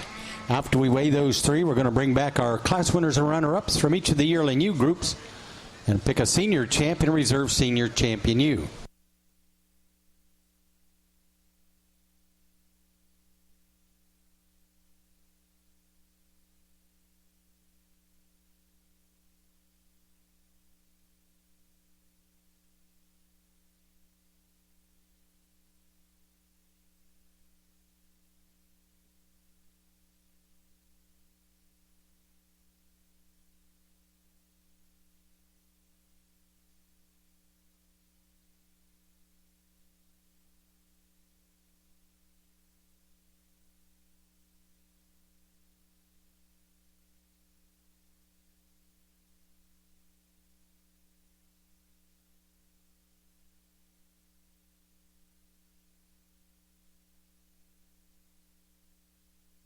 And our class is complete.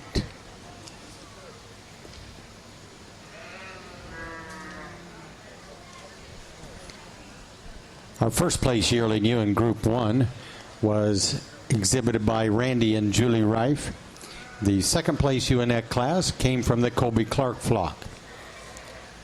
Our class winning ewe here in Group 2 was shown by Brady Clark, and Reif Shropshires from Ohio placed second.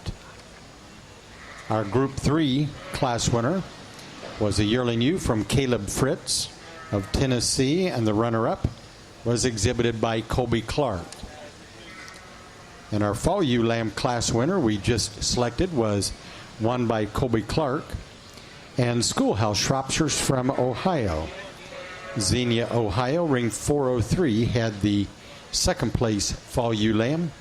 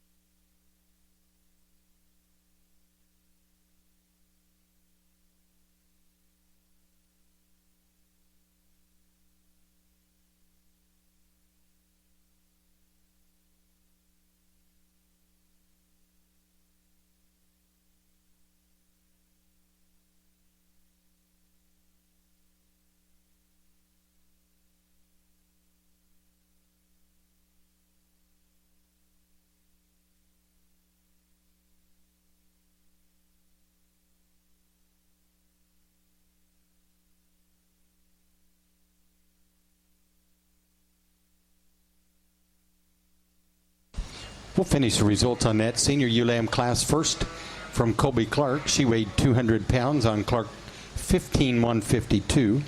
Second, the schoolhouse shoe weighs 203. And that's Brooks Morgan. The third place ULAM from Randy and Julie Reif was ring 404, weighed 165. And fourth was a ULAM from Blake Webster. Our fifth place lamb was shown by John Cross and Triple J Farm. Finished the class with their sixth place lamb. And it will read 5-1 with a weight of 200, 6-2 at 203, 3 at 165, and 4.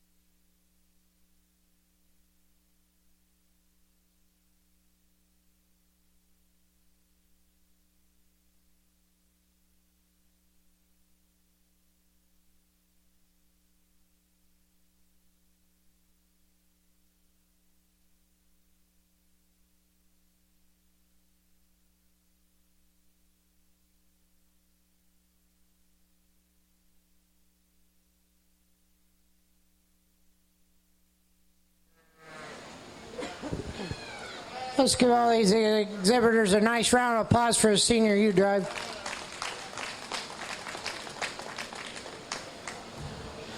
I'm really happy with the set of females I've got out here for the senior deal. I thought the Yearling U-Drive was awful tough. If you haven't figured out, I like sheep that are good at the ground, and they got to get around the ring and move. They got to have some natural thickness to them, some muscling. With that being said, I guess there's two ewes, and you probably already figured out there's two ewes out here that I really like. I wish I could change them up a little bit, and I think we can make an awful good one. I'll go out and I'll pick your senior champion, reserve senior champion ewe.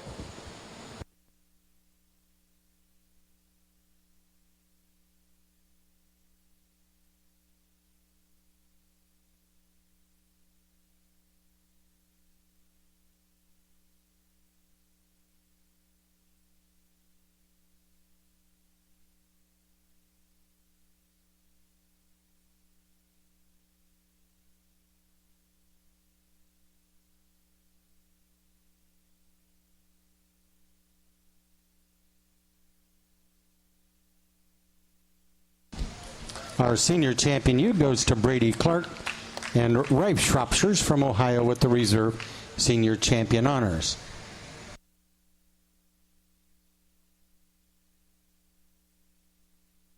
Yes, I want to explain this a little bit. The ewe I'm going to use for your senior champion ewe, I'll be granted, I'd sure like to change the ear set. I'd sure like to change the color about her head. But boy, when you get up over the top of this one, she is just a truck. She's really bold sprung in her rib, really big topped and out up through that loin and hip area. I just think this is an awful nice one. The ewe I use for reserve, I really like the breed type on this ewe. I just wish she had more capacity and more center part of the body to her. If we do, we can add a touch more bone. She wins this deal easy. I really like the breed type about her, like I said. But for me today, I just elected we're going to use the more powered up, stouter one.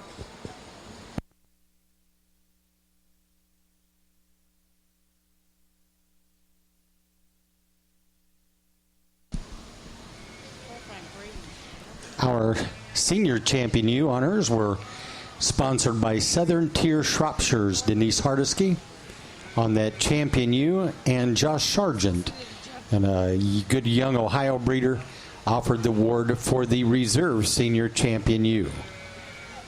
Southern Tier, the champion, and Josh Sargent, the reserve.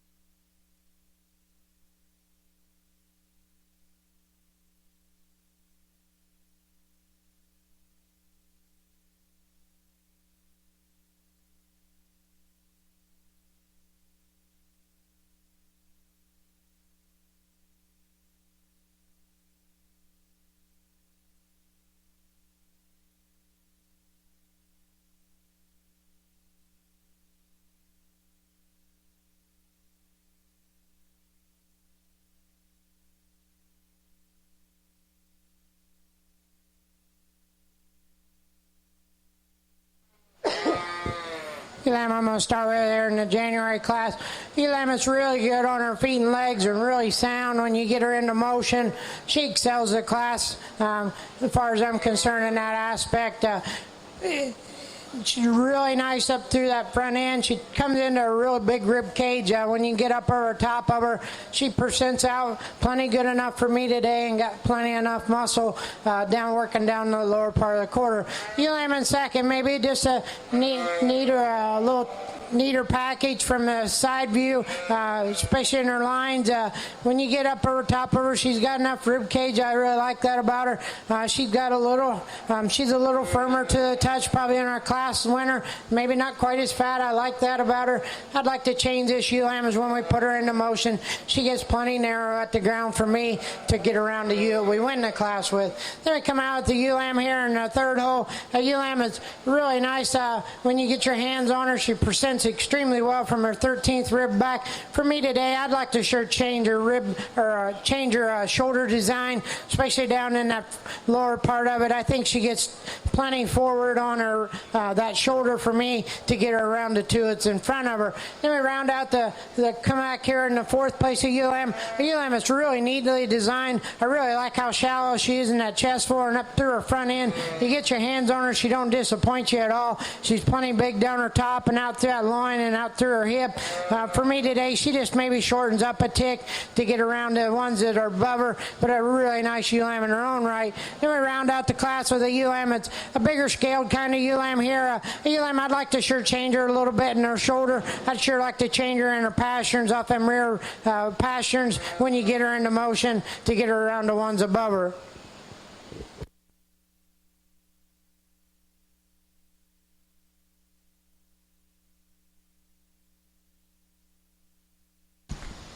We'll weigh these first three ewe lambs, and then we'll call in our February ewe lamb class.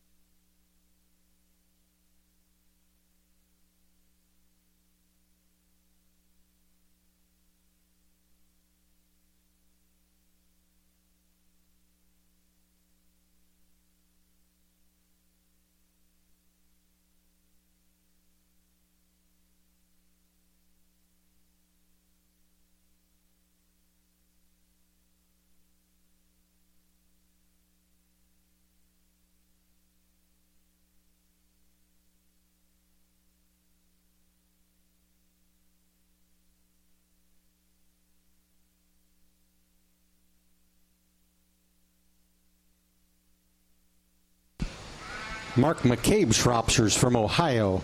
offered the award in our January ULAM class we just completed. When we get all of them in here, we'll share the results with you on that class. The McCabe family from Ohio. C. Donald Call Shropshire family is offering the award here. Call Shropshires for our next class.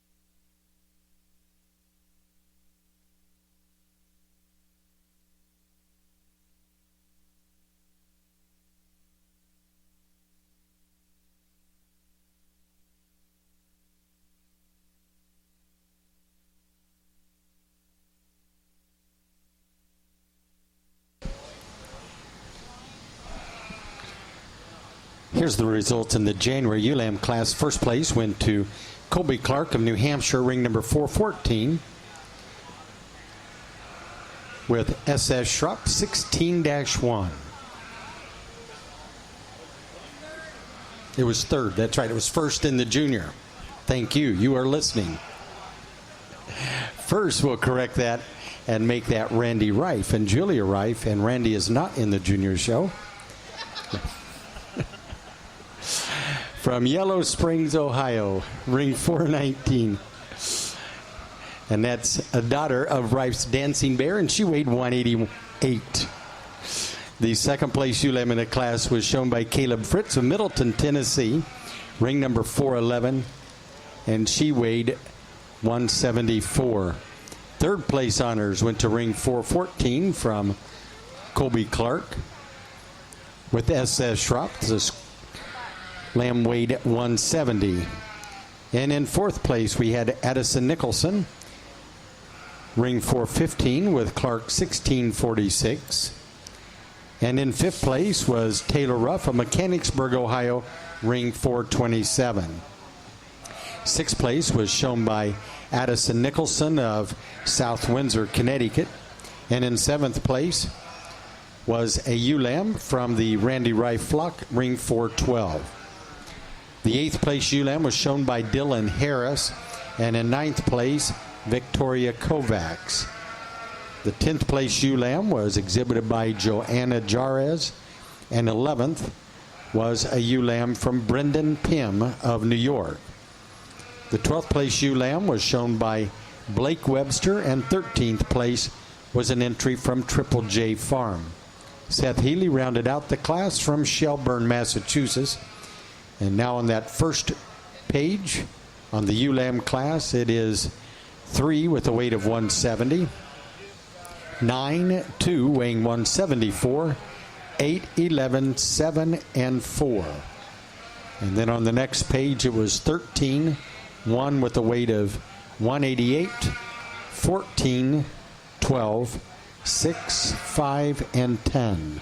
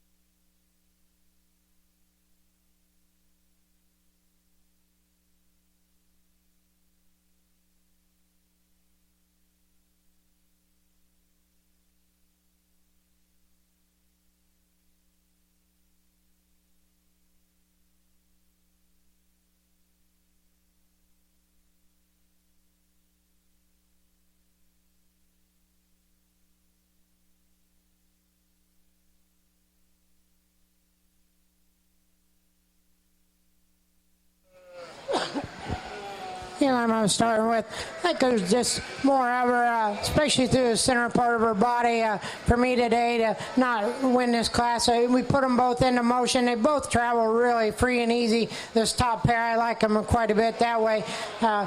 The ewe lamb I start with, like I said, there's more of her in the center part of her body. I really like that about her. You get your hands on her, she doesn't disappoint you much. Is she carrying a little more condition than the second place ewe lamb? Yeah. The second place ewe lamb's really fresh to the touch, really green in her makeup yet. I really like this ewe lamb on her feet and legs when she goes away from you. If I'd like to change her any, I'd sure like maybe just deepen her up a little bit in her body, especially when you get up over top of her. Maybe just stretch her out a little bit from flank to flank to compete with the one we win the class. But a nice pair of ewe lambs up on top. Ewe lamb here in third. When it first came out, I thought this could be the ewe lamb I'd really tie to and like. When you get your hands on her, she's really powerful down her top and out through that line and through her hip area and down in the lower part of her quarter. Problem with this ewe lamb, you put her into motion, she gets a little restricted off her back wheels for me today. I just need to free her up in her stride and make her reach further to get her around the two that's ahead of her. Ewe lamb here in the fourth hole. A ewe lamb really neatly designed. Another ewe lamb that maybe could just move just a tick better. I'd like to sure change her in the lower part of her front shoulder for me today, just to get her up any higher in class. And then to round out the ewe lamb here next in line, a real pretty ewe lamb, a real up-headed and extended kind of ewe lamb. Then you get up over top of her, and especially down through that lower part of her quarter, she just ain't carrying near enough thickness and muscle in to compete with the ones above her. Congratulations, exhibitors, on a nice Group 1 class of February ewe lambs.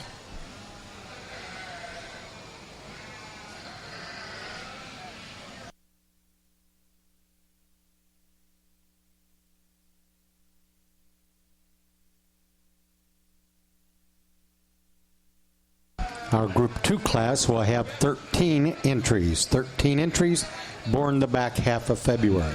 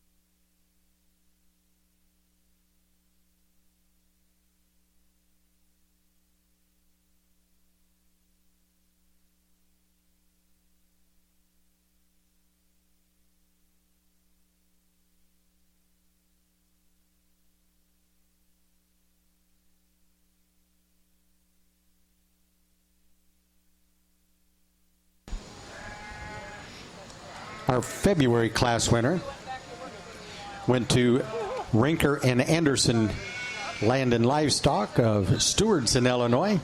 Ring number 430 on RNA 2212. She was sired by RNA 2106 and weighed in at 161. The second place ewe lamb in class was shown by and bred by Randy and Julie Rife.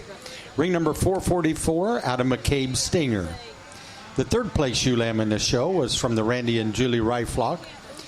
Ring 437, and she's a daughter of Rife's Dancing Bear and weighed 162. Fourth place went to William Weston, Rocks and Reels Farm. Ring 435 on McCabe's 611 Star. Our fifth place ewe lamb was shown by Triple J Farm. Ring 443 on Triple J 1608 and a daughter of Avery's Rocky. The sixth place ewe lamb was shown by Blake Webster of Windham, Maine. Ring number 439 on Webster 16-5. Schoolhouse Shropshire's placed seventh from Xenia, Ohio. Ring number 440 with Schoolhouse 1622. And in eighth place was Addison Nicholson of Sand Meadow Farm, South Windsor, Connecticut, on Clark 1669. Now, Addison, that lamb will need to come back. She was first place in that class in the junior show. So when we pick a champion ewe, she will need to come back. Brett Howlett was ninth. On ring 431 was Schoolhouse 1605 out of the Majors Ram. And in 10th place, we had Elaine Jaycox, Willaney Schropp 1603 with the Cabinet's daughter, sired daughter. And our 11th place ewe lamb in this show was exhibited by Joanna Jarez, ring number 442 with Jarez 18. And she was the second place junior, and she too will need to come back when we pick our junior show champion ewe.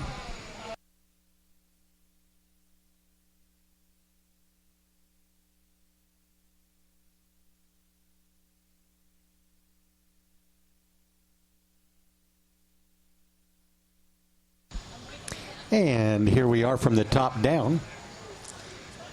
On the first page, it will be 9-8, and we scratch the next one. Then 4-3, and she weighed 162, 6 and 7. And on your next page, it was 10-11, 5. One with a weight of 161 and 140, and 2. The last one weighed 142.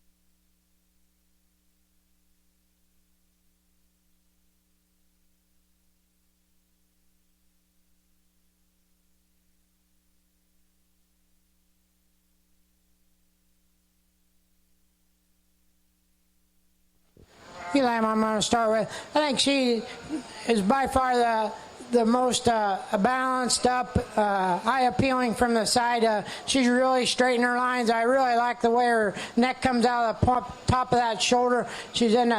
Lays into that shoulder blade really nice. You get your hands on her, she's plenty thick enough down that top and out through her hip, the lower part of her stifle. When you get her into motion, she excels the class as far as getting out and moving and staying wide at the ground and going away from you. The ewe-lamb in second, a real big-bodied, high-capacity kind of ewe-lamb. I really like the rib design on this ewe-lamb and the amount of turn she's got when you get up over top of her.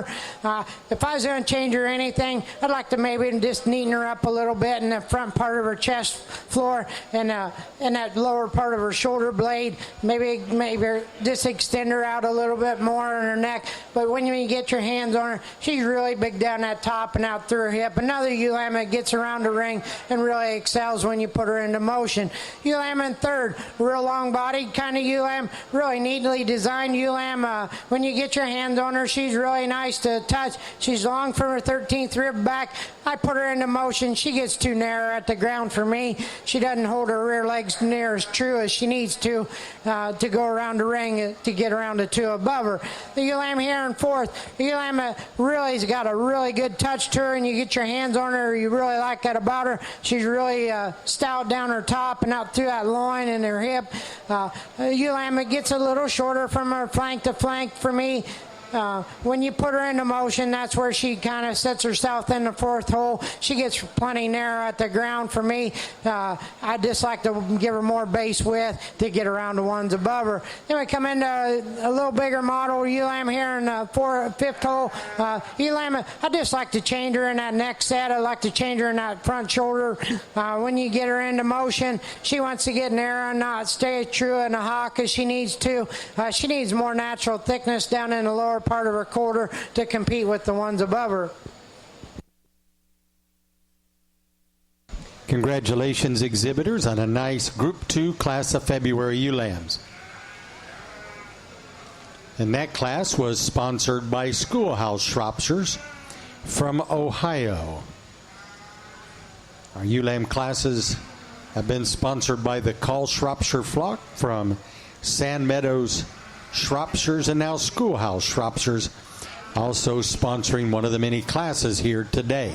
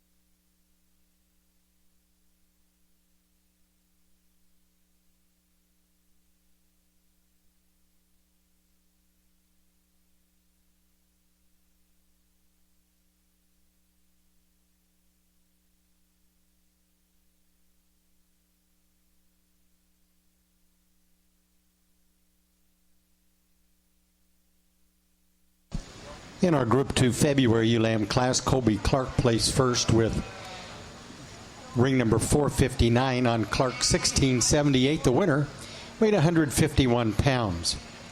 The second place ewe lamb in the class was exhibited by McCabe Shropshires, ring 446, with McCabe 618 Sandy. That would be Sandy McCabe, weighing 149. And in third place, we had Colby Clark from New Hampshire, ring 422, with Clark 1675, and she weighed 155. The fourth place ewe lamb was shown by Caleb Fritz of Tennessee, and in fifth place was Taylor Ruff of Ohio, with Schoolhouse 1629. The sixth place ewe lamb was shown by Brady Clark with Clark 1670, and seventh place went to Brett Hallett of Windcrest Farm in Sterling, Massachusetts. The eighth place honors were won by Blake Webster, and in ninth place was Elaine Jaycox. Our 10th place ewe lamb was shown by Seth Healy, who also placed 11th. Triple J Farm from Delaware was 12th. And our final ewe lamb was an entry from Triple J Farm. And now sharing the placings from top down was 2 with the weight of 149. Next was 5, 13, 4, 8, 6, and 7. 9, 3, weighing 155. 1 at 151. 10, 11, and 12. And the daily double was 2, 3, and 4.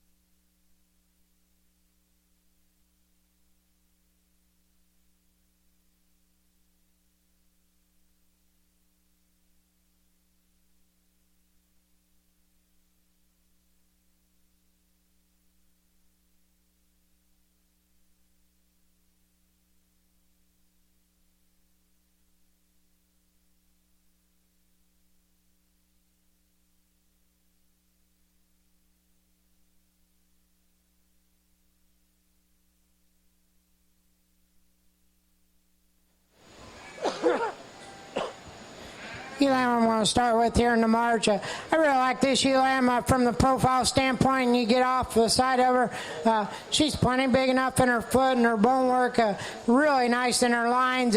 When you get your hands on her, she don't disappoint you any at all.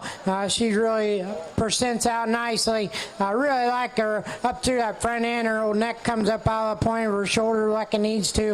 I think an awful nice one to win the class.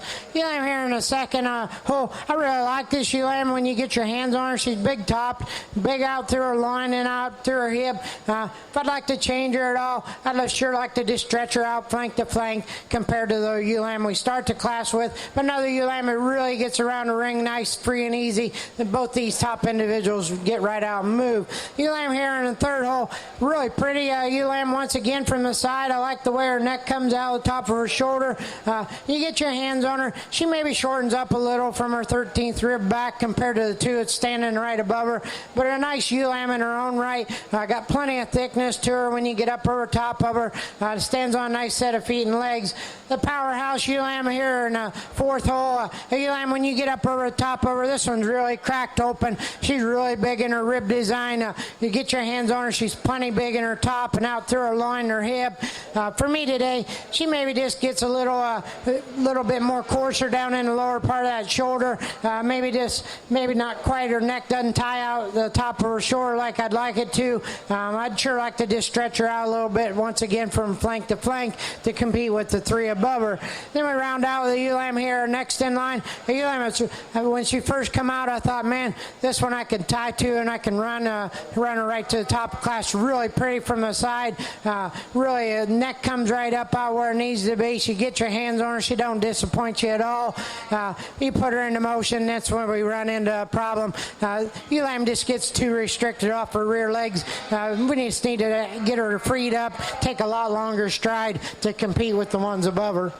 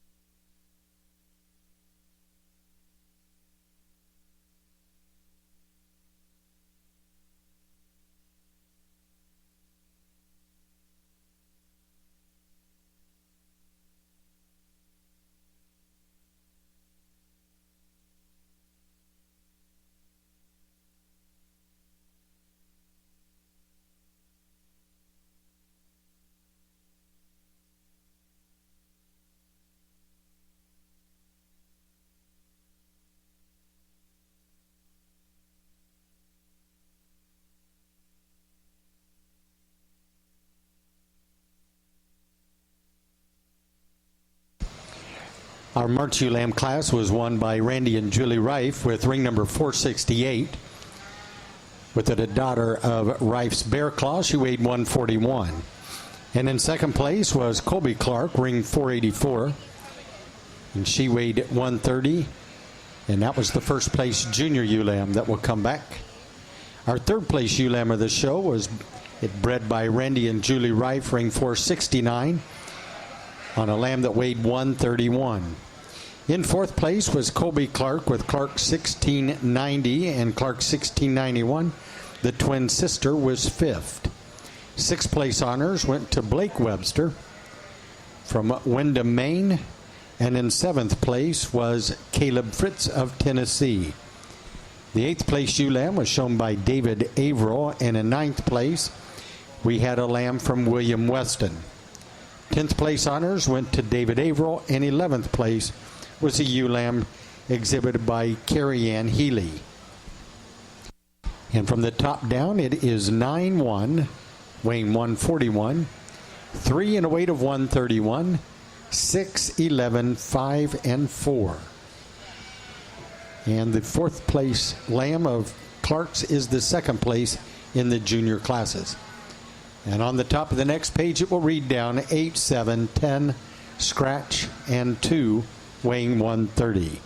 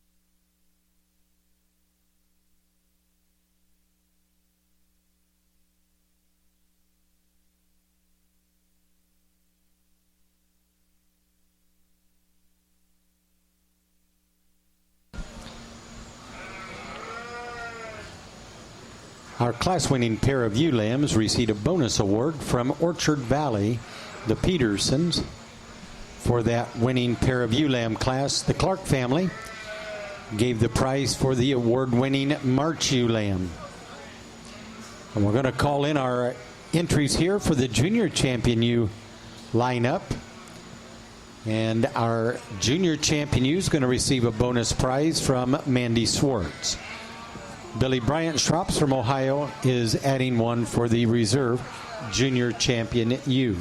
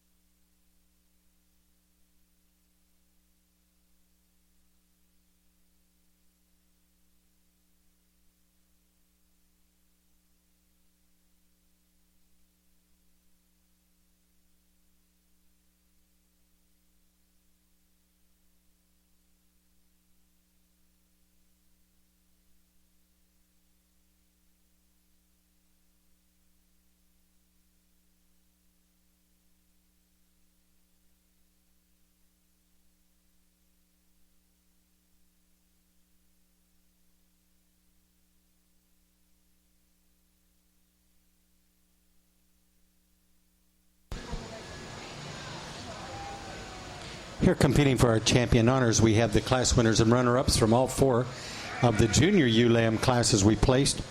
The first place ewe lamb here in the January class was bred by the Rife flock. The second place ewe lamb of the class was an entry from Caleb Fritz. Our February class winner was exhibited by RNA Shropshires of Illinois, and Rife Shropshires from Ohio was the runner-up. Our February ewe lamb class winner, Group 2, was shown by Colby Clark, and second place honors went to Sandy McCabe, to the McCabe ewe lamb. And our March ewe lamb class winner was an entry from Randy Rife, and second in that class was exhibited by Colby Clark. In the pair of ewe lamb class, Colby Clark placed first. Second went to Rife Shropshires. In third was Brady Clark, and fourth place honors went to Caleb Fritz. Fifth place was a pair from Taylor Ruff, and in sixth place, Addison Nicholson. Triple J Farm of Delaware was seventh, and in eighth place, Blake Webster. Ninth place honors went to William Weston, and in 10th place was Joanna Jarez. 11th place went to Britt Hallett. 12th was a pair from David Averill, and our 13th place pair were shown by Seth Healy. And now reading from the top down, it will be on the first page: 12, 3, 1, 4, 11, 13, and 10. Scratch the one at the top of the next page, 7 and 6, and then scratch 2, 5, and 8. And on our last page is 9.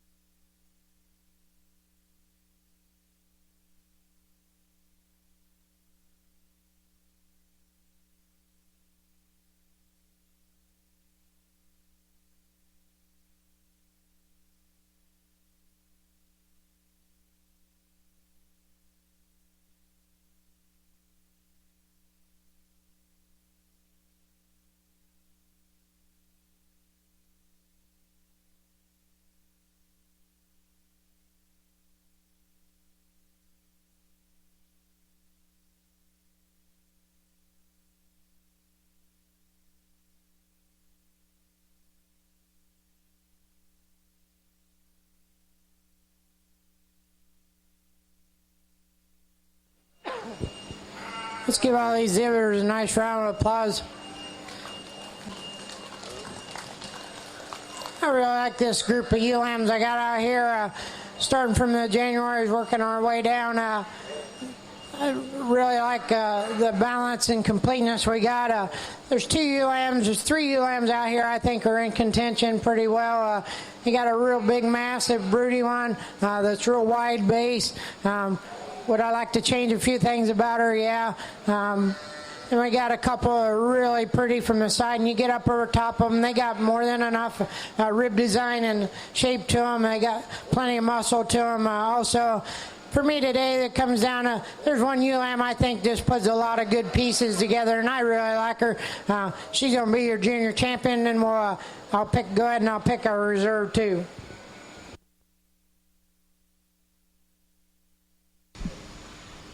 Our junior champion ewe goes to Randy and Julie Rife. And Colby Clark with the reserve junior champion ewe.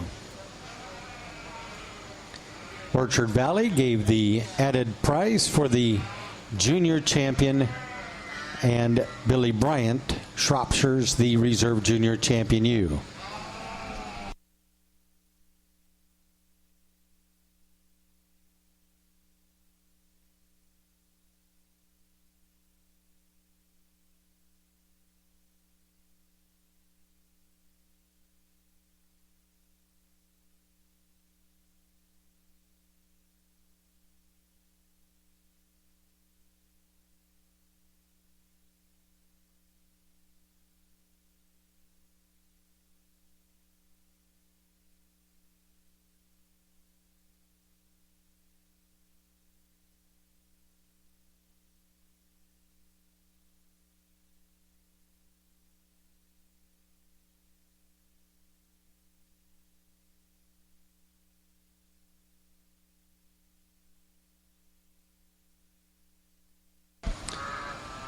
The winner of our Grand Champion ewe Award is going to receive the Volshing Trophy. And that, again, was given in memory of Alfred Litz, a noted Shropshire breeder here in the New England area. And there is a plaque that you'll retain for a year and have your name inscribed on it.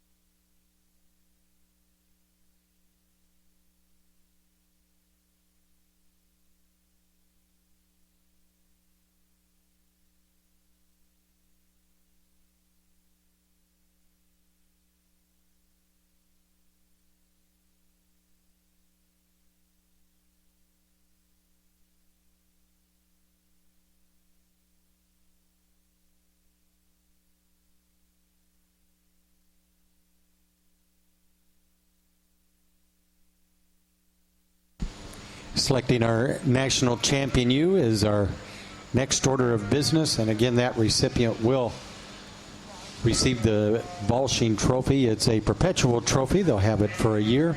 The original trophy itself, the names are, and the trophy is down in the trophy case. Competing here again for our national champion ewe, we have the senior champion ewe from the Colby Clark flock. Brady is the owner on that, and Randy and Julie Rife with the reserve senior champion ewe. And our junior champion ewe, we have the Rife ewe is our junior champion, and Clark's with the reserve junior champion ewe.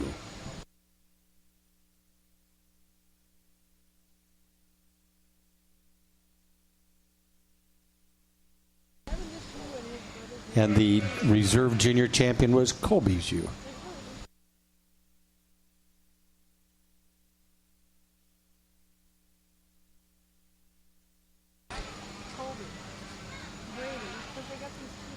In addition to the trophy, Dennis Avery from Indiana is the sponsor of the added award for the Grand Champion ewe, and Powell Shropshire's Doris and Destiny Powell from Rome, Pennsylvania, offer an additional award for the reserve Grand Champion ewe.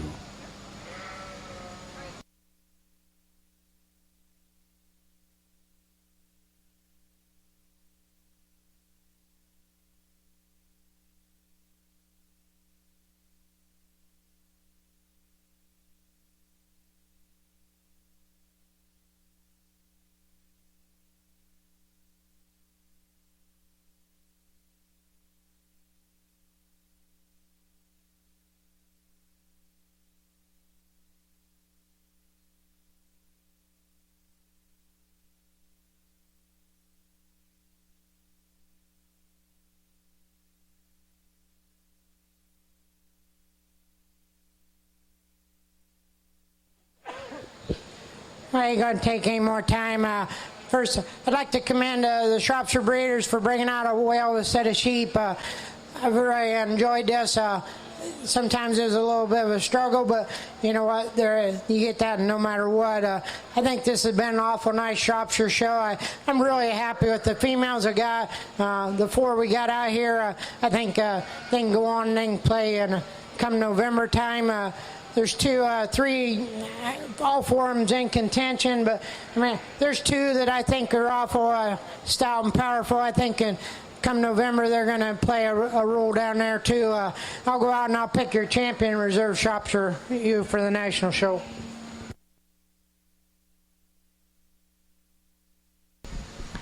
Our grand champion you goes to Brady Clark.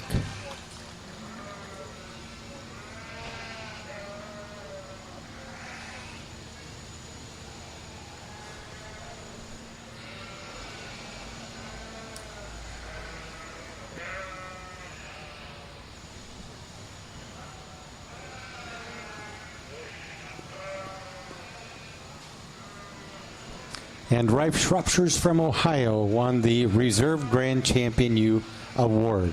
Okay, again, first place.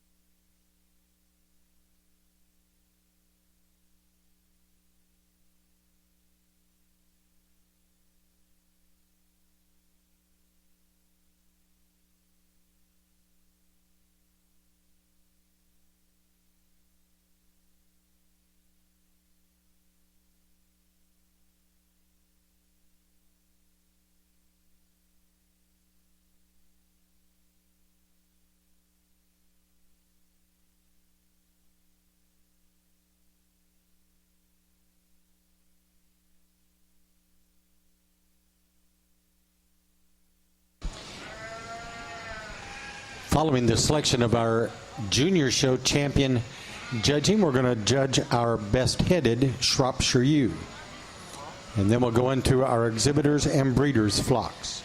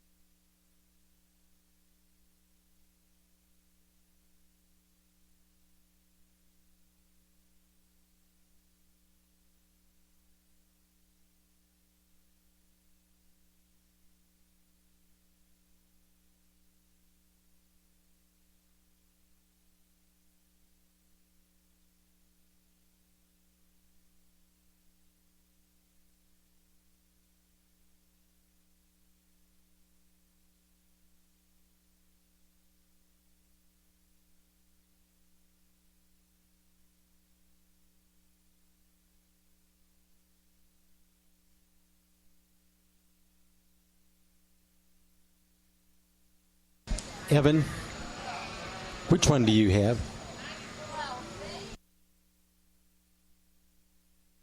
Is that the fall? Third yearling, Third yearling ewe. which was 15.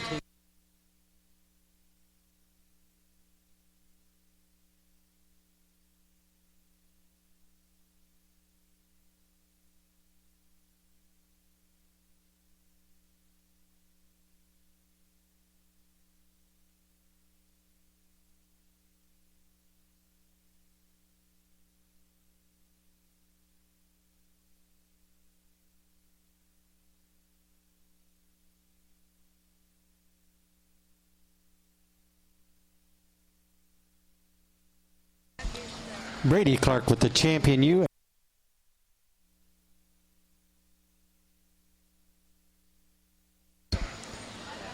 And our reserve also goes to the Clarks, but this one was Colby.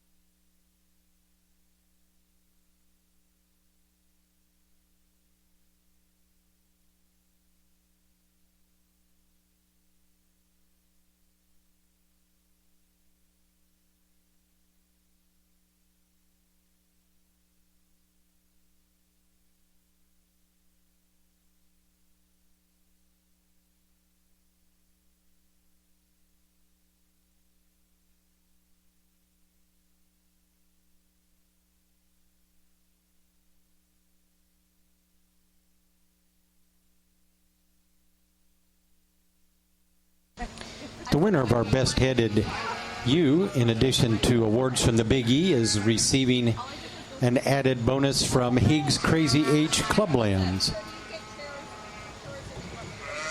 from Montana.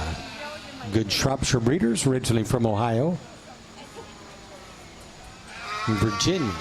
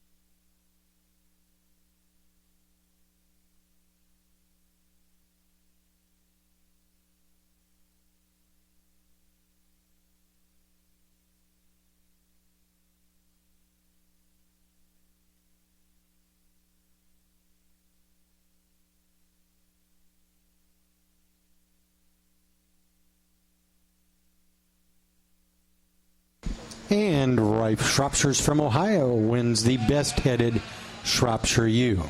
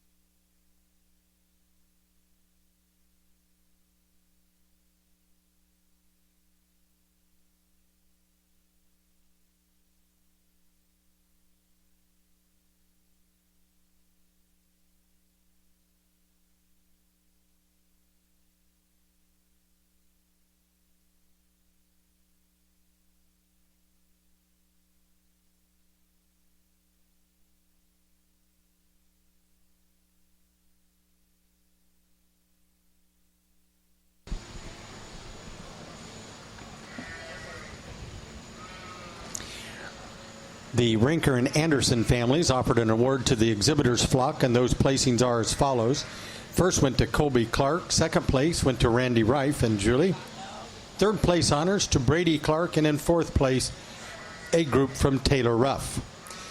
The fifth place flock was shown by Caleb Fritz, and in sixth place, Triple J Farm of Delaware. Seventh place honors were won by Addison Nicholson, and in eighth place, Blake Webster. Our ninth place group were shown by Britt Hallett, and in 10th place, William Weston Rocks and Reels Farm. 11th place honors went to David Averill. And reading from top down, it will go 11, 3, 1, 5, 9, 6, and 7. And on your next page, it is 2, 4, 8, and 10. The breeders' flock first went to Colby Clark. Second to Randy and Julie Reif. Third, add to your sheet, was Caleb Fritz. Fourth was Blake Webster, and David Averill was in fifth.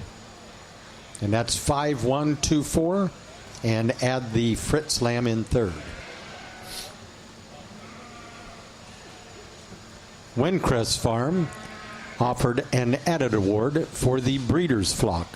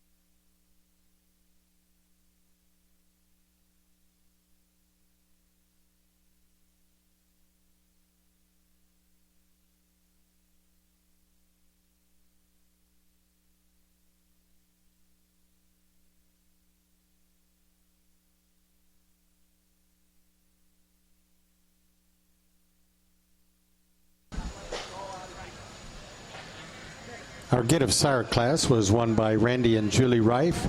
Second went to Colby Clark. In third, Caleb Fritz. Fourth place,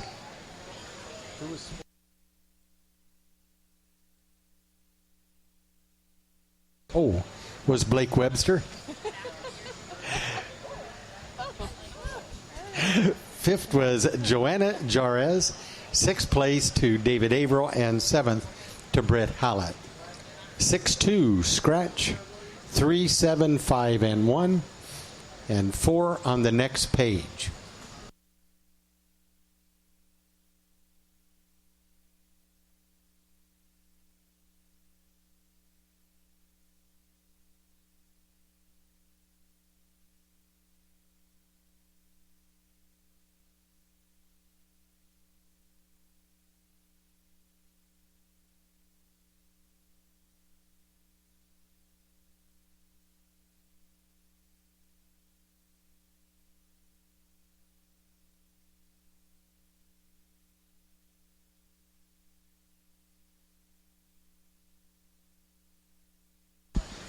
The trophy, in addition to that, the Banner Sheep Magazine also offers an added award here for the Supreme Champion Shropshire.